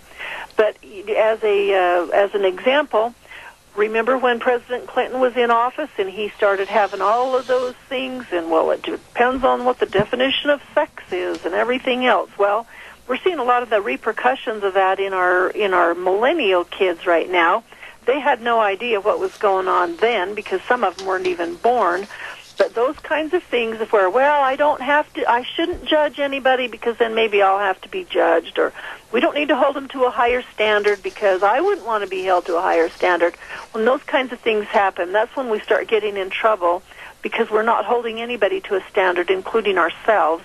And it gets pretty bad because the ones who do hold themselves to a standard are few and far between, and the rest of them is just out of control. Yeah, but Rita, I guess the point I'm making is there now morality's dead? I mean, is there nothing that's right, nothing that's wrong, and there's a complete crossover, like the Bible said, right will become wrong, wrong will become right? People in California are outraged over this, including the Alameda County District Attorney, Nancy O'Malley. She said, my goodness, this kind of atrocity just opens the door for traffickers to use these kids, they're under 18 years of age, to commit crimes and exploit them even worse. What happened to watching out for our younger generation? I mean, this is just appalling to me. Well, it should be appalling to all of us, and that those people down there, whether they know it or not, she is sending up a flag saying, hey, help, we're under siege here. We've got to have some help. And it's going to have to be the citizens that go in and do what needs to be done there. And that is to put the brakes on some of that stuff and start filing some measures to where they can't just go in and do that. And the main thing is if people will become knowledgeable about what's going on, they'll put the brakes on it real quick. It's these people who just don't pay attention to what's going on that normally they believe the same way that we do. They just don't understand what's happening, and they don't know the facts. Once they do know the facts, it's usually too late. But generally they'll say, oh, my heavens, I can't let something like that happen. It all comes down to being knowledgeable about stuff, and if you've got your head buried in a football game every time you turn the TV on, or a different sports game or whatever, and you're not paying attention to anything that's going on anywhere, you're not learning, you're not having discussions with people at work or around the dinner table about politics and stuff, people don't understand what's going on. If they did, this country, probably about 80%, would be totally outraged with it, and a lot of stuff would come to a halt. That's how come we got President-elect Trump, is because the majority of the people are sick and tired of what's going on. They're tired of the news media that just has one side and keeps trying to spoon-feed them, a bunch of garbage. And so we ended up with a President Trump who said, I'm going to close off the borders, I'm going to do this, we're going to do that. These are the things we're going to do. We're going to get rid of the bloated government things. And people are saying, yes, I'm finally hearing something that somebody's going to do. And the media and the mainstream politicians are standing around saying, hey, he's not a politician. He can't do that. Well, the people are speaking. And that's what they've got to do in California, and we've got to do it in Cassia County and Twin Falls County and Minidoka and Jerome County, or any place that you live in. You've got to get involved in what's going on and pay attention so that you know the facts and can make a difference when some of this stuff starts coming down the pike. I've only got about a minute left here, but I want you to quickly respond. I've got a complete list of all the people that so far Trump has appointed to the various positions, all the way from Homeland Security, all the way to the Defense Secretary and all this. Honestly, Rita, as I looked and studied all these people, their personalities, their backgrounds and everything, I'm not going to say anything negative about these people because, quite frankly, I think it's far better than what we've had serve us from the Obama administration the last 8 years. Well, I'm not going to say anything negative about them yet. I'm going to see how things start happening and if they follow through with some of the things that President-elect Trump wants to do. Our main thing is we've got to learn. And if I could just put in a little plug for the Tea Party, our meeting is a week from tonight. Dar and Dorothy Moon went down to the Nevada Southern Detention Center where the Oregon standoff people are being held for trials. And they are in some desperate situations in that facility. There's like 96 inmates in a common cell. Right. And they are really, really under a lot of duress. And he is going to, Dar is going to come to our meeting and give a report on this and let us know what's going on with that deal. Okay. That is something that we need to pay attention to out here in the West. And we need to let our our legislators know. Dorothy is a legislator in District 8, and two of her people are in that facility, and that's why she went down there. But he's going to come and give us a kind of an accounting of what's going on there and what needs to be done. All right. What we can do. Rita, I'm out of time. I'm flat over, but would you do me a favor and have Dar call me, and I'll get on the air with a special segment on that. I would really appreciate it. I'm way over, but if you do that, I'd certainly appreciate it. Okay, will do. God bless you. Rita Ramsey, thank you very much. And if you're hungry and starving to death, I know some great places to go, and we're going to go through that right now. The AC Drive-In, 601 East Main in Burley. Oh, my goodness, the eggnog shakes, the chicken fried steak sandwiches, and the fries, special sauce. How about a famous Farmer Brown burger? You're going to love the food, nice people, at AC Drive-In, 601 East Main in Burley. How about Taco Bandito, 2301 Overland in Burley? Have you tried that new pork burrito with beans, pork, rice, sour cream, and cheese? Absolutely knock your boots off. Delicious. Along with a pumpkin empanada just like Granny used to make. Oh, the food is tremendous at Taco Bandito, 2301 Overland in Burley. There's 2 locations of Burgers Etc. 124 South Oneida in Rupert and 700 Overland in Burley. Hamburgers only 99 cents. 99 cents after 3 p.m. And delicious, different flavored soup every day, Monday through Friday, bread bowl or cup. You're going to love the food there, and the tater tots and all the delicious bacon burgers, everything at Burgers Etc. in Rupert and Burley. Well, let's move on over to Steve-O's at 290 South, 600 west of Hayburn. A brand new salad, chicken breast salad with bacon and all the goodies, along with buffalo burgers, and different soups and cupcakes. My goodness, you're going to love it at Steve-O's, 290 South, 600 west of Hayburn. And welcome to Doc's Pizza. Doc's Pizza at 514 6th Street in Rupert. Oh, they've got specials throughout the week, every week. All you can eat pizza every Monday and Thursday for $8. Pizza and breadsticks, salad bar. The food is delicious. The people are great at Doc's Pizza, 514 6th Street in Rupert. And those are just a few great places to go when you're hungry and starving to death. Right now, we're going to send it over to our studios. I'll be back in 6 minutes. Oh, here we go as we ride into the radio for another hour. On Zeb at the Ranch, I'm Zeb Bell. And, of course, brought to you by our major sponsor, your Magic Valley Les Schwab Tire Centers. All 7 locations serving you and serving you so well. Please, please, please stop in and have your batteries checked. I mean that because if you don't have a very good battery, it's really going to get cold the next couple of days, way below zero. Check that out today at all or any of the Magic Valley Les Schwab Tire Centers. Along with some of our great advertisers, including Western Way Services, always at your disposal. Call them 734-6969. Well, let's see, what else have we got here? With the closures that took place yesterday and again today, I know there's going to be a lot of digging out, and I urge everybody, I've said this before, and I know it's redundant, be careful out there. You're going to be using a lot of muscles maybe you haven't used for a while, digging out all the snow and making little pathways, etc. Be careful. And especially for your livestock. People that work with livestock every day know the value of treating them A+ with the bedding down, the straw, making sure they've got some protection and everything else. Make sure that if you're a dog owner, they've got warm water, not frozen. Like Ken Moore was saying earlier about maybe getting the electric bowls, etc. Just use common sense and be prepared. It's going to be really, really cold over the next couple of days. Then, excuse me as I choke, then we're expecting kind of a warming trend, which might be kind of a negative thing in disguise, with highs maybe going by Monday up in the 40s with rain. Now, you mix rain with what's melting, and then the night temperatures, woo, we could have some really icy conditions. So be careful out there, please. Let's see, what else have we got? Oh, I want to remind you about some friends of mine. And that is Kenny and Dan, the whole crew over at Snake River Auto Body and Paint in Twin Falls at 404 4th Avenue West in Twin.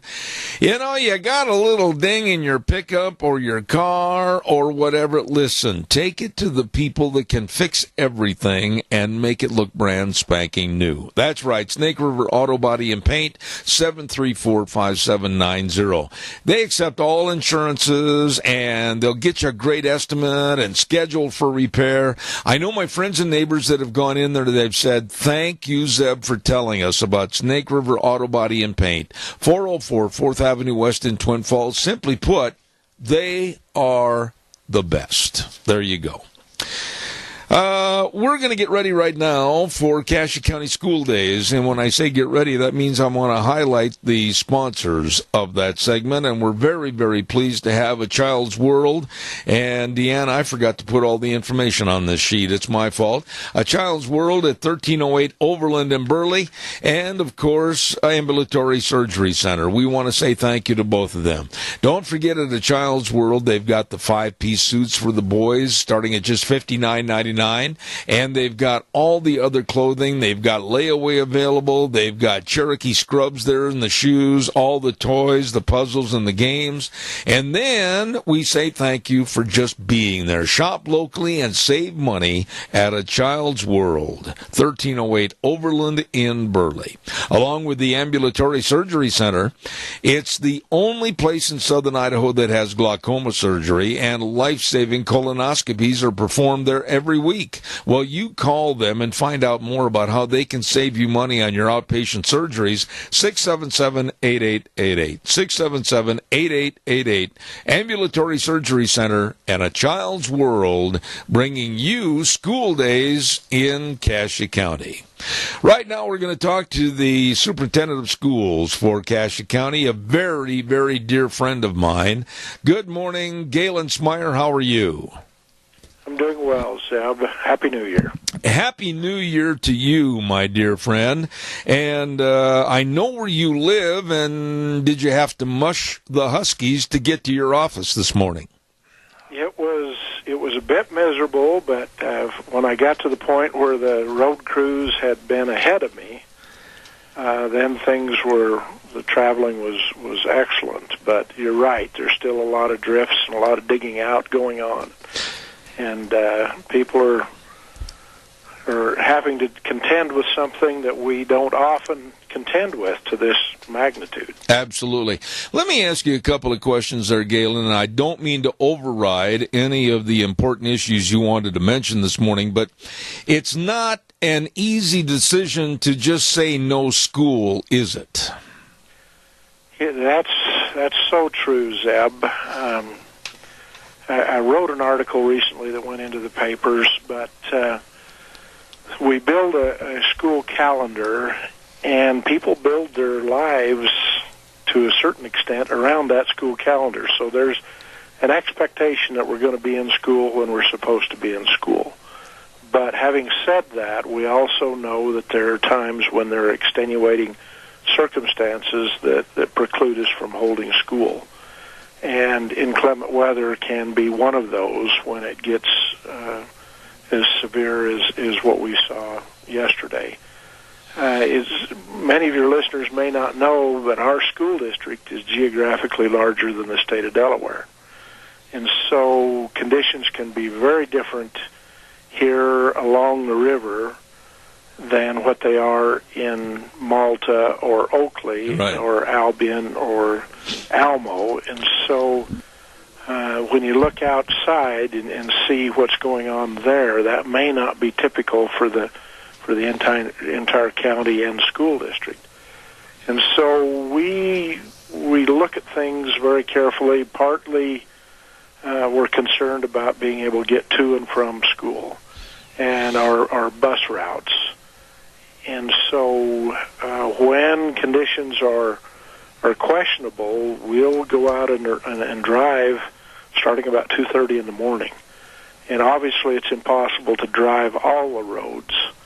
in the district, but we drive enough of them that we get a sense of what kind of conditions exist. And there are times when we will cancel school in Malta, perhaps, where the rest of the district can be in school, and sometimes it's been Oakley out, or sometimes it's been Burley out, or Burley Declo out, and those other schools in. Just conditions can change in that distance enough that it very much impacts our ability to hold school. And when necessary, we'll close the entire district, but we like to hold school when we can. Right. You know, I would imagine with the conditions as they were yesterday, I was out trying to take care of my rope and steers and my horses and everything, and in a span of about an hour, I could barely make it back to the house because of the drifting conditions. So what might be 5 minutes from now different, you've got a big decision to make, and you're not going to please all people. That's exactly right. And you look outside today, and people think, well, they should be in school. But the wind blew late enough that our road people, what they did yesterday was basically get people home, and any work that they did was blown back in by the wind, and so this morning they had to start fresh. A lot of times when they can do work in the evening, then they just pick up where they left off the next morning, but that wasn't the case today, and so it's going to take them a while to get things opened up. And I do want to do a shout out to our highway people, both state and local. They take our driving safety very seriously, and they're out on the roads in horrible conditions at times, and trying to make it as safe as possible for motorists. And I'm in communication with those folks when we're anticipating whether we should close school or not, and trying to get their assessment of conditions. And I so appreciate, their independent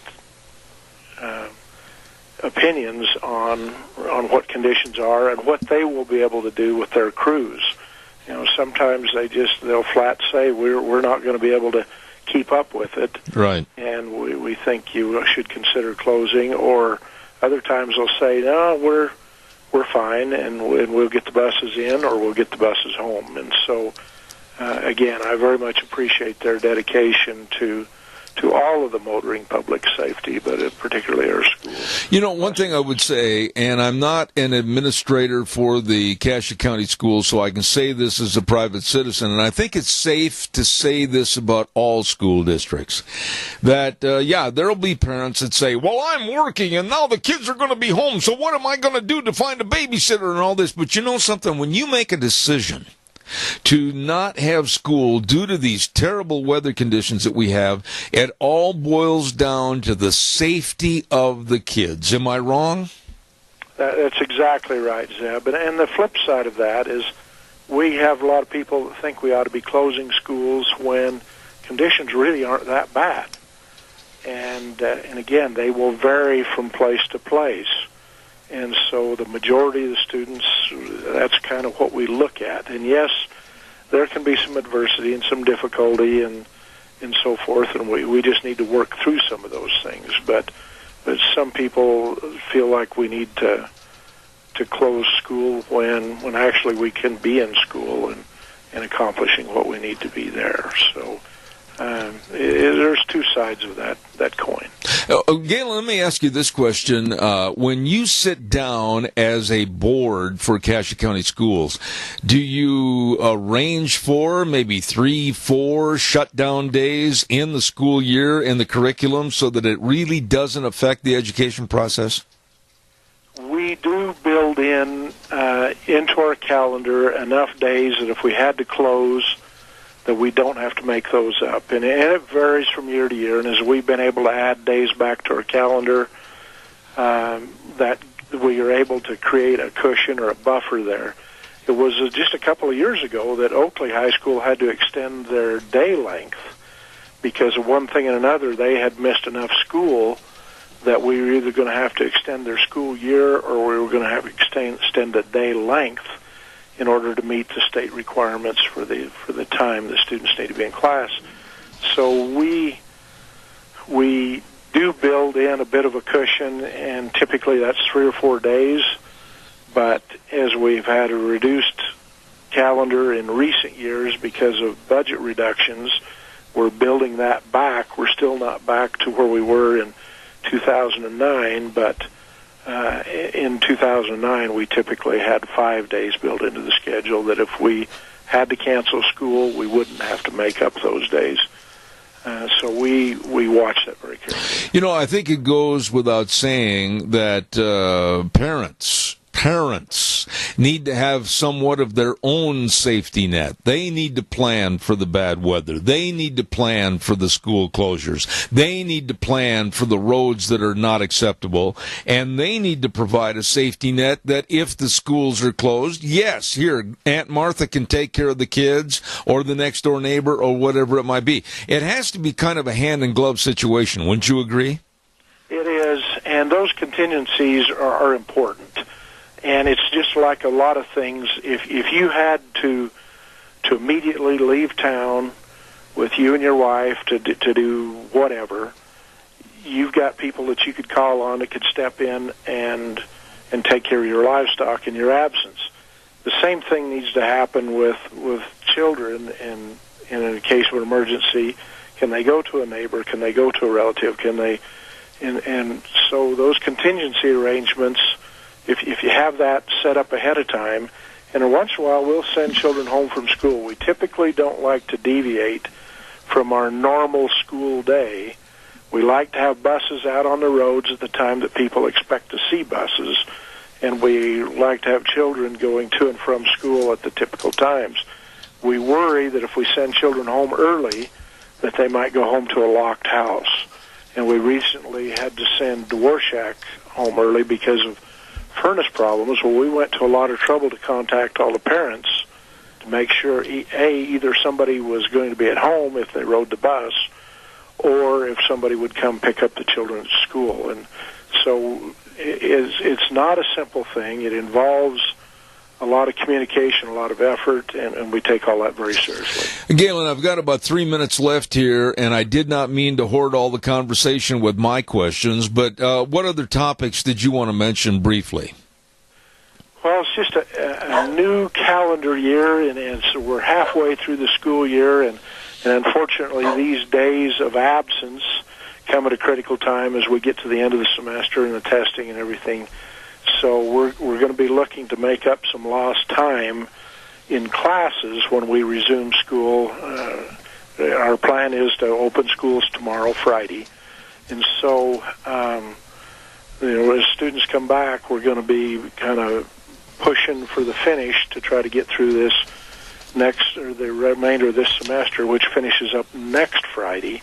And so next week will be full of exams for many of our students. And so we just encourage students to come prepared to push to the end and try to get this semester wrapped up so we can get on with the next one. And real quickly, I've got about a minute and 30 seconds. Construction update, real fast.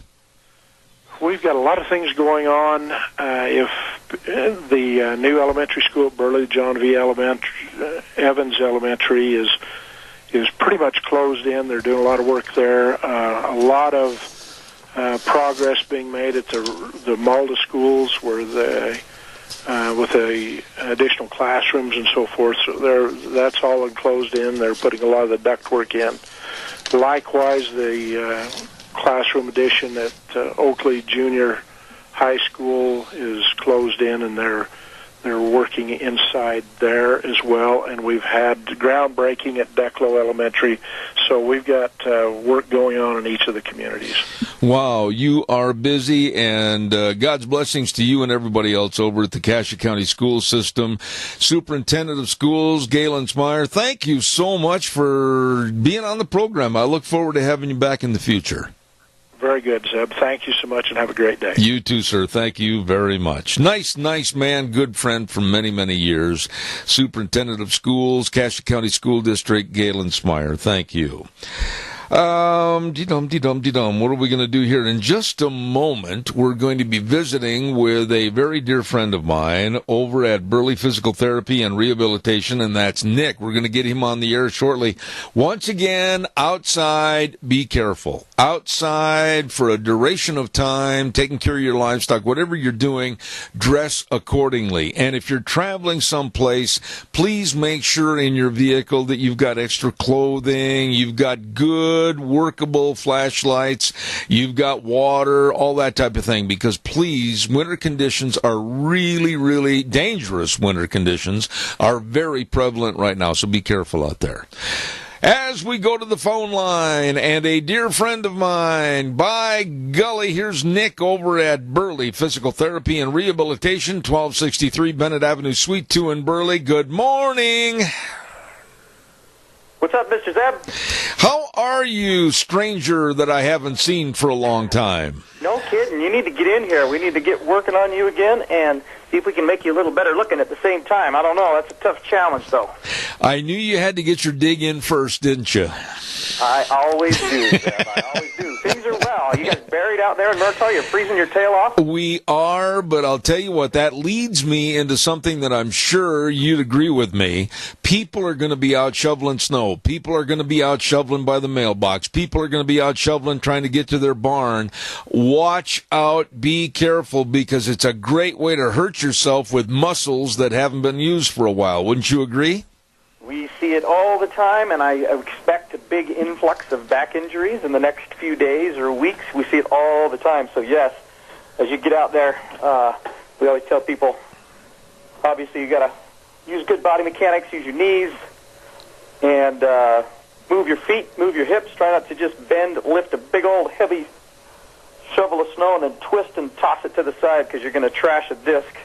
So, absolutely, really watch your body mechanics and time it right. Make sure you wear good shoes so you don't slip, and utilize your teenagers. And if you've got one, I would definitely say to utilize your mother-in-law for things like that. Okay.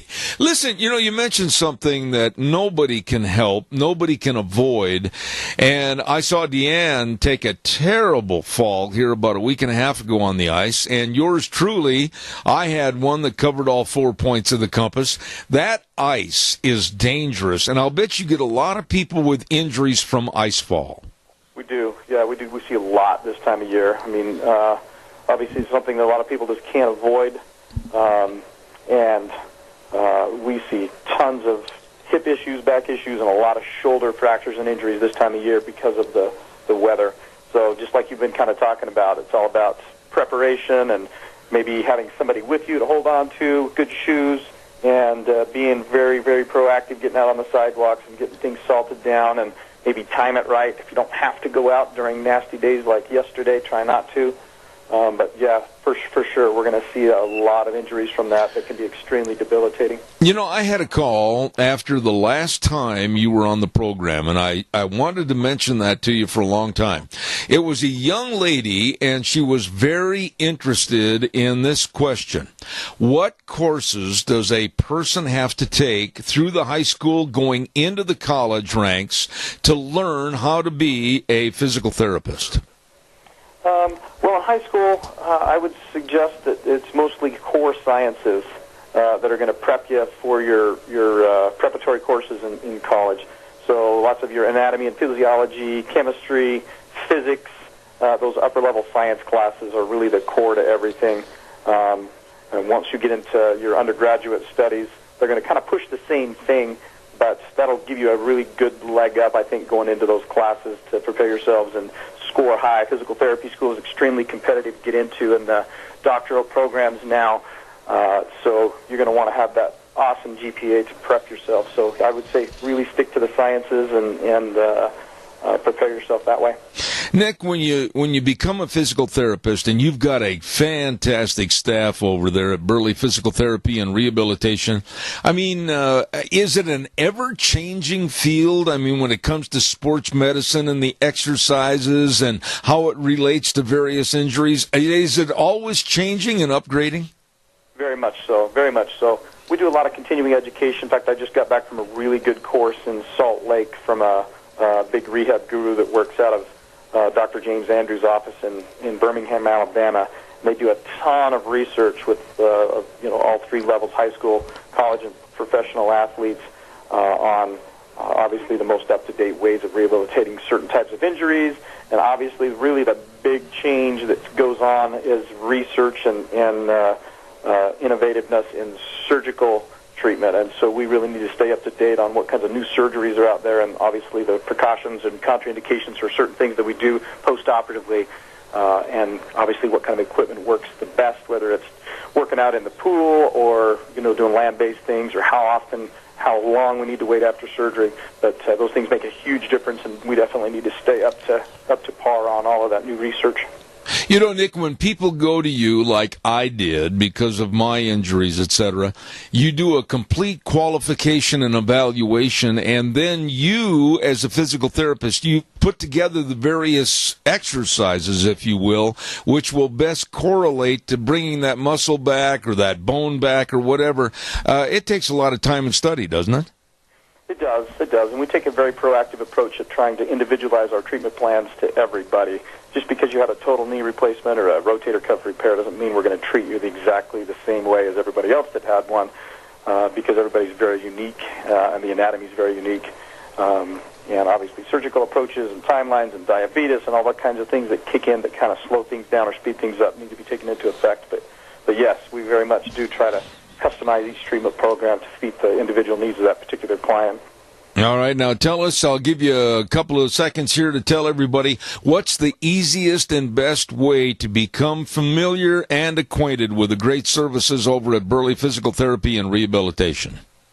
Obviously, if you want to stop by and poke your head in the door, we can give you a good tour and kind of sit down with you and discuss whatever particular needs you have and kind of give you a free consultation that way. Lots of people take advantage of that, and I think that's a good idea to kind of meet some of the staff and see the equipment and what we have available.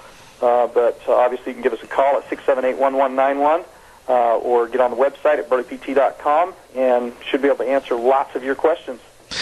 Now, I was very nice to you this morning, so please do not let it go to your head, because when we meet in person, I'm going to lower the boom. I appreciate that. I'm always up for a good challenge, Zeb, as you know.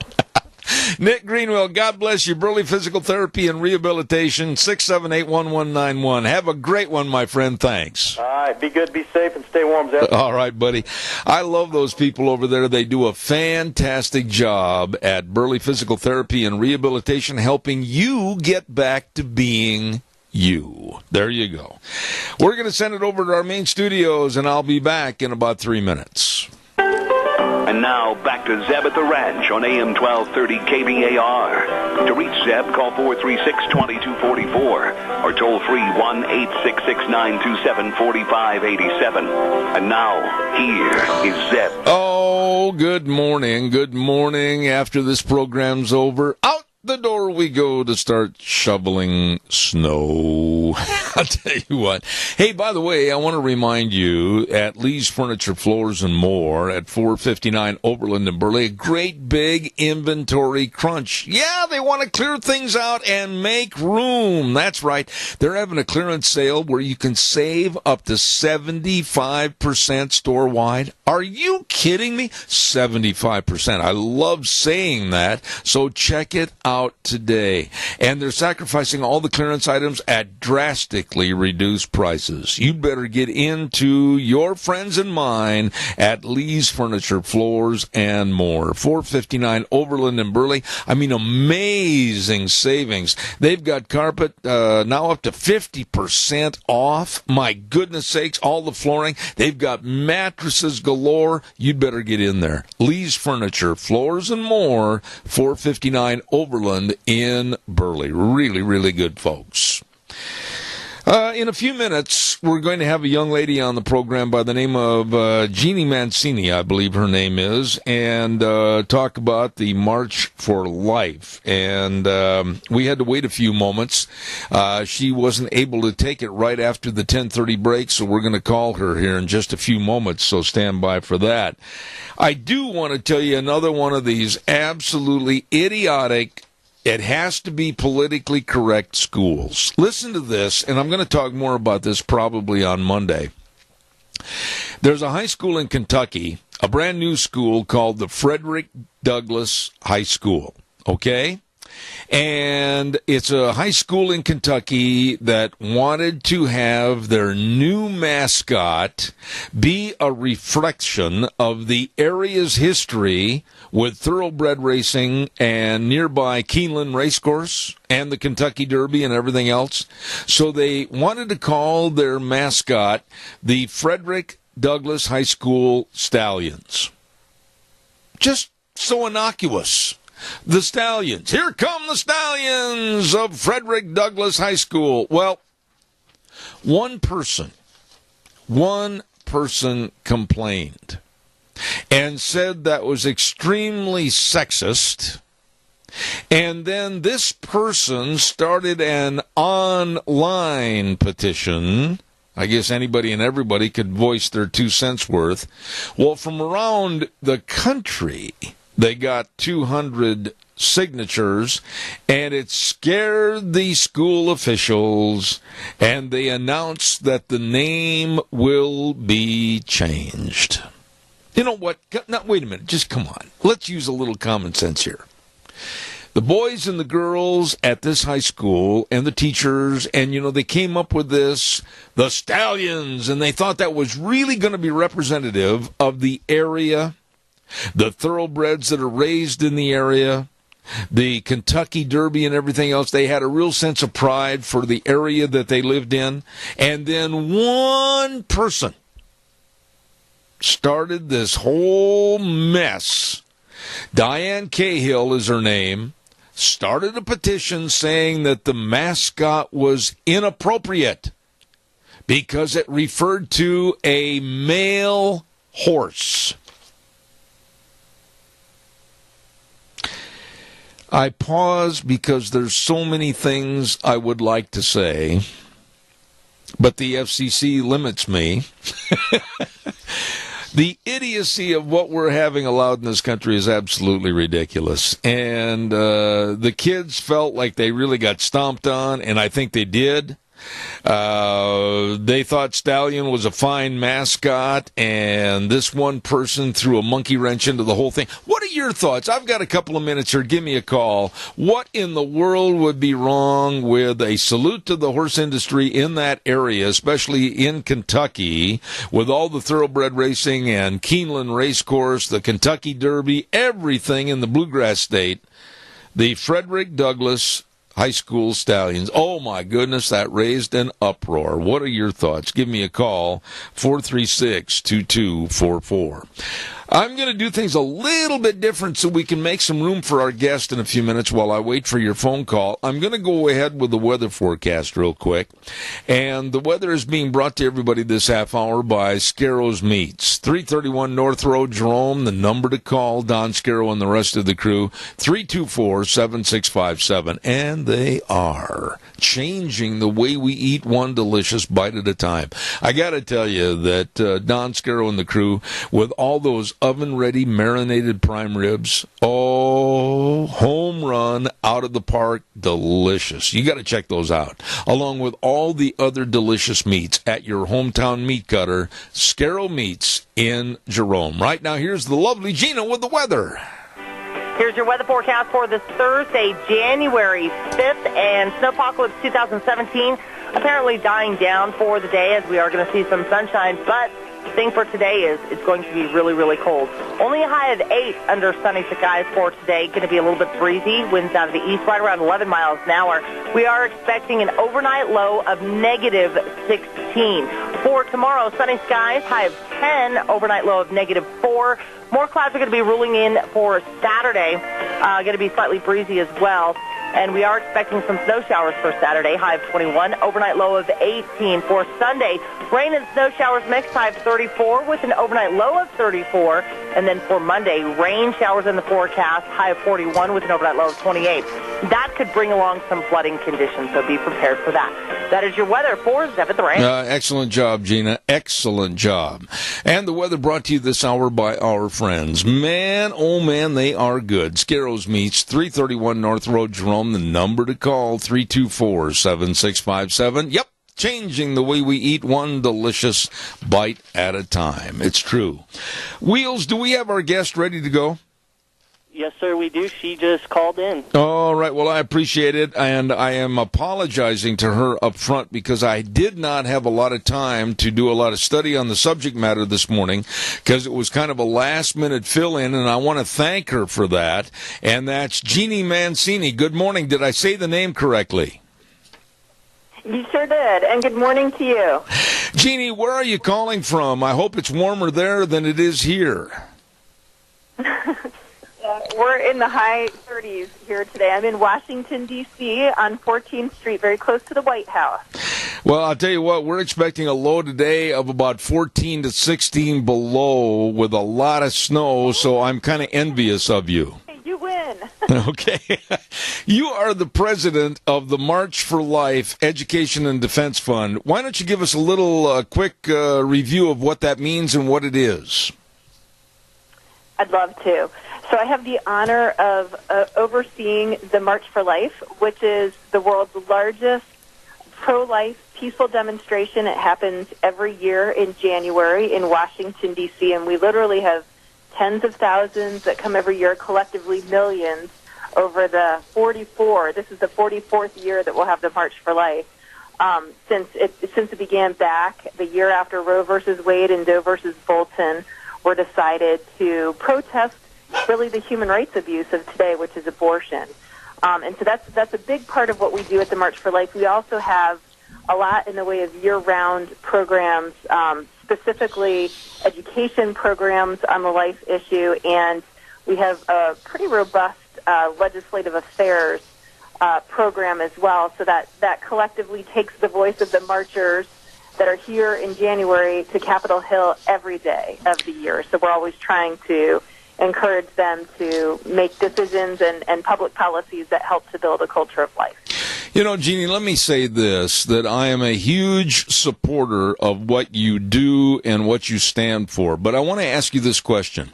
Do you feel, and I'll say within the last 8 to 10 years, that there has been, in this country, we've developed, very unfortunately, kind of a hemlock attitude towards the newborns and also for our senior citizens. I see a culture where life doesn't matter anymore. Do you agree with me or not? Oh, I totally agree with you. Although we're seeing a lot of bright spots as well, but without a doubt, you know, bioethics in the field, both at the end of life, as you're suggesting, and there's terrible laws that are passing in the states right now that are making legal, of course, taking the life of someone, assisted suicide at the end of their life, and new, you know, drugs and devices that are destructive of life, and usually they're not given those names for beginning of life. You know, they're usually called different things, but that drugs that actually destroy life once it's been conceived or fertilized and what have you. So I wholeheartedly agree. We have a very erroneous concept in our culture of the inherent dignity of the human person from conception to natural death, and you know, just respecting the beauty and the goodness of life. We've come a long way, you know, in the last 44 years. But I would also say that there have been a lot of bright spots too. And if we've got a couple minutes, I'd love to talk a little bit about that. Absolutely, go please. Great. Well, one thing is that we're seeing increasingly in public opinion polls that Americans are more and more pro-life, which is fascinating. So, you know, even when our March for Life started 44 years ago, abortion proponents, abortion advocates thought that we would get desensitized to this issue of abortion, and that after a year or so, we'd get more comfortable with it. And it's really the opposite that has happened, because people have, we've increased our number of marchers year after year after year, and that still is happening to this day. But even if you just were to take a general public opinion poll of people in the United States, by and large, they agree on the life issues. So what I mean by that is 8 out of 10 Americans agree that abortion should be more limited than it is now in our country. For example, only making it legal in the first 3 months of pregnancy. And of course, at the March for Life, we know that any abortion is one too many, and we wouldn't advocate for that, but we would certainly advocate for incremental laws that would limit abortion. And the large majority of Americans thinks that our country's laws right now are too wide open in terms of abortion. They would limit it much more than it is now. So that's one bright spot. I think another bright spot is young people. Anyone who comes to the March for Life sees that the large majority of participants at the March for Life are enthusiastic young people. And they believe that abortion is the human rights issue of today. They believe that their generation is going to do away with abortion. And I love that. I mean, they're so, motivating to be around and so enthusiastic. And there was an amazing story of a woman who was the head of NARAL Pro-Choice America. So that's one of the most active abortion organizations in the country and very instrumental in legalizing abortion many, many years ago. And the head of that group came out. I think she had a lunch appointment or something. Her office was in D.C. around the time of the March for Life 3 years ago. And she was out and about and shocked by the sheer number of young people that were participating in the March for Life. And she, in fact, decided to resign from her position, conceding that they are not able to bring in young people to their cause in the way that we are. And at the time, she thought, someone younger or someone with different marketing skills needs to take over this role. But I don't think what she understood is that it wasn't their PR or their marketing that was faulty. It's their product that's faulty. And young people do understand that. Another bright spot is many, many, many state laws that have been enacted that reduce the number of abortions and are also common sense and informed consent laws. So we're seeing lots of good things. And last, but certainly not least, is the election results in November. I think we have a lot of hope moving forward, and I don't just mean the White House. I mean at the level of the Senate, at the level of the House, and then the gubernatorial races around the country. A lot of the state legislatures are pro-life. So we've got a lot of hope for these next couple of years ahead that we can enact even more of these good common sense pro-life laws. A question I have there, Jeannie, and I'm very blunt on this program, and I'm not politically correct, nor do I want to be. Why haven't the American public in general, why haven't they stood up and said no more of their tax dollars going to the funding of Planned Parenthood? Why have they allowed this to go on and increase the money that they receive? Well, we may have slightly different perspectives because here in D.C. I have seen people do that again and again, and sadly it didn't pass, at the level of the Senate, and we knew that the president would veto it. It didn't pass a veto-proof vote. But you will see in the next couple of months that is going to happen, and we have a president-elect who's promised. He's made it one of his 4 promises to pro-life leaders to get their troops to vote for him. Back, in September he sent out this letter, but he has promised to defund Planned Parenthood as long as they do abortions. As long as they do abortions, and you've got a Senate and a House that's ready to include that in some of the negotiations for the budget, and that's the plan. So I think that you'll see some action in that category in the next couple of months. It's going to be one of the things out of the gate in this new administration. One of the things you mentioned a few moments ago, and I want you to elaborate on it in the short time that we have left, is the younger people, our high school and college-age students, and it seems like there is a transition in thinking about birth control and abortions, etc. Why? Why is there a change when we have such a liberal-type education system? Gosh, I think that there are a whole host of reasons, but let me just try to say real quickly my thoughts on that. One of them is just advances in science and technology, for starters. So we've got these amazing ultrasounds. So you can hear a heartbeat, you can see a heartbeat in a way, days after baby's been conceived, just early on in the pregnancy. And most of us have seen or had an ultrasound on our refrigerator at this point, whether it's a sibling, whether it's our own child, a grandchild, what have you. And so we know that is a life. And young people have grown up with that now, and that's kind of a normal thing for them. The other thing is that I was a teacher for a period of time, and I have to tell you that young people see through bunk. They know when someone's not talking about the truth. And the reality about abortion is that it's a dark thing. It's not good for anyone. It's not good for women. It's not obviously not good for the baby that doesn't have the opportunity for life. And I think young people see through that, and they want to fight the causes, in our country. And they see this as a social justice cause, as a human rights cause, and a cause that they want to do something about, similar to slavery. And even though it hasn't been easy to win it, they see this as their cause, that their generation is going to take on. So I also think a lot of them have had friends who've been involved in abortion, and they've seen the experience that's come from that, which isn't a positive thing.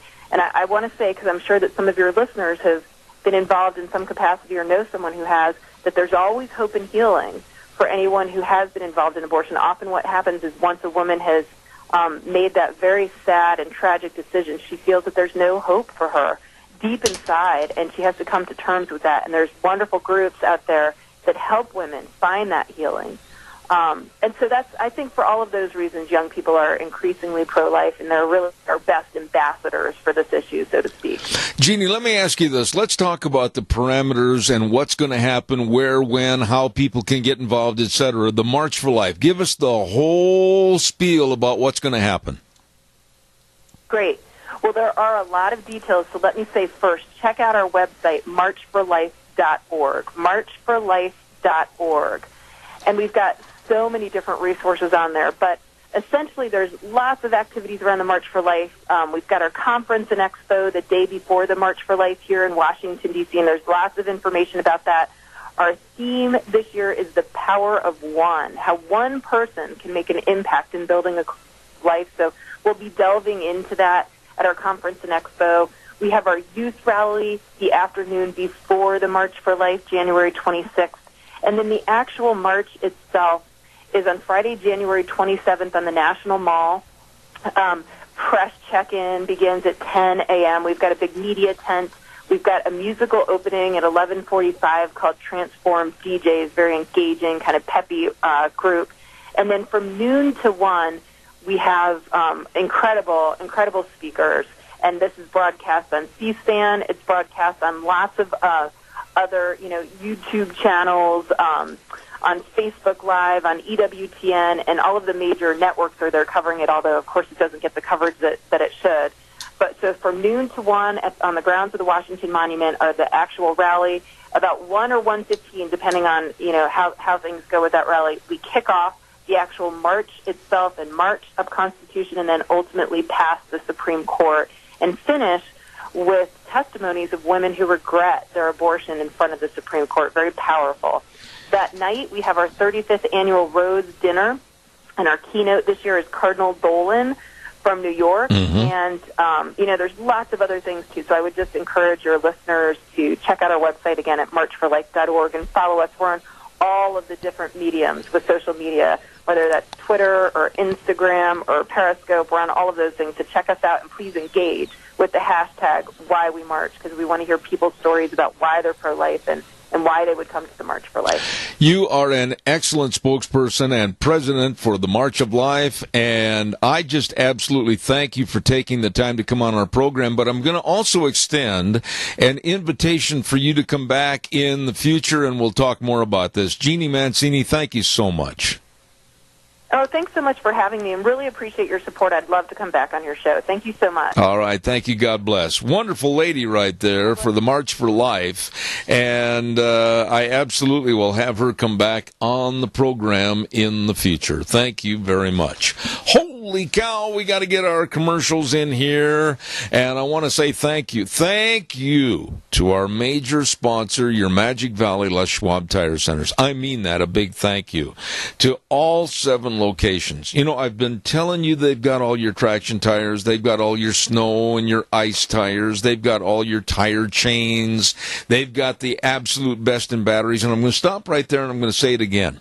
Today would be an absolute good day for you to try to get in, have your battery tested to make sure it's going to get the job done over the next couple of days. Because when we're talking sub-zero temperatures, 14, 15, 16 below, please check those batteries. You may need a new one, and you'd better get one at your Magic Valley Les Schwab Tire Centers.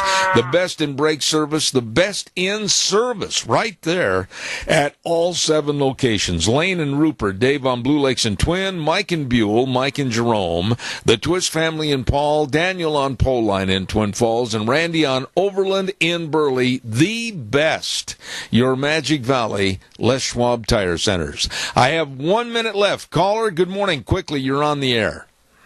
Good morning. You know, on that horse thing, I think they should have called it the Mares or Geldings, or better yet, last of all, Tail End Charlies. That would have been a more appropriate name. I had some other ones I was going to use, but then again, I bit my tongue and didn't say too much. Jerry, God bless you. Thank you for your call. Have a great weekend, my friend. You too, and may the Lord bless you and your monitors that help you there. Your elves, you had 2 of them today. Yes, I did. It's always nice to hear them and your whole audience. And hopefully I took up part of that minute and you don't have to talk too long. There you go, my friend. Okay, bye-bye. Goodbye, Jerry. Thank you very much. God bless you. I appreciate him.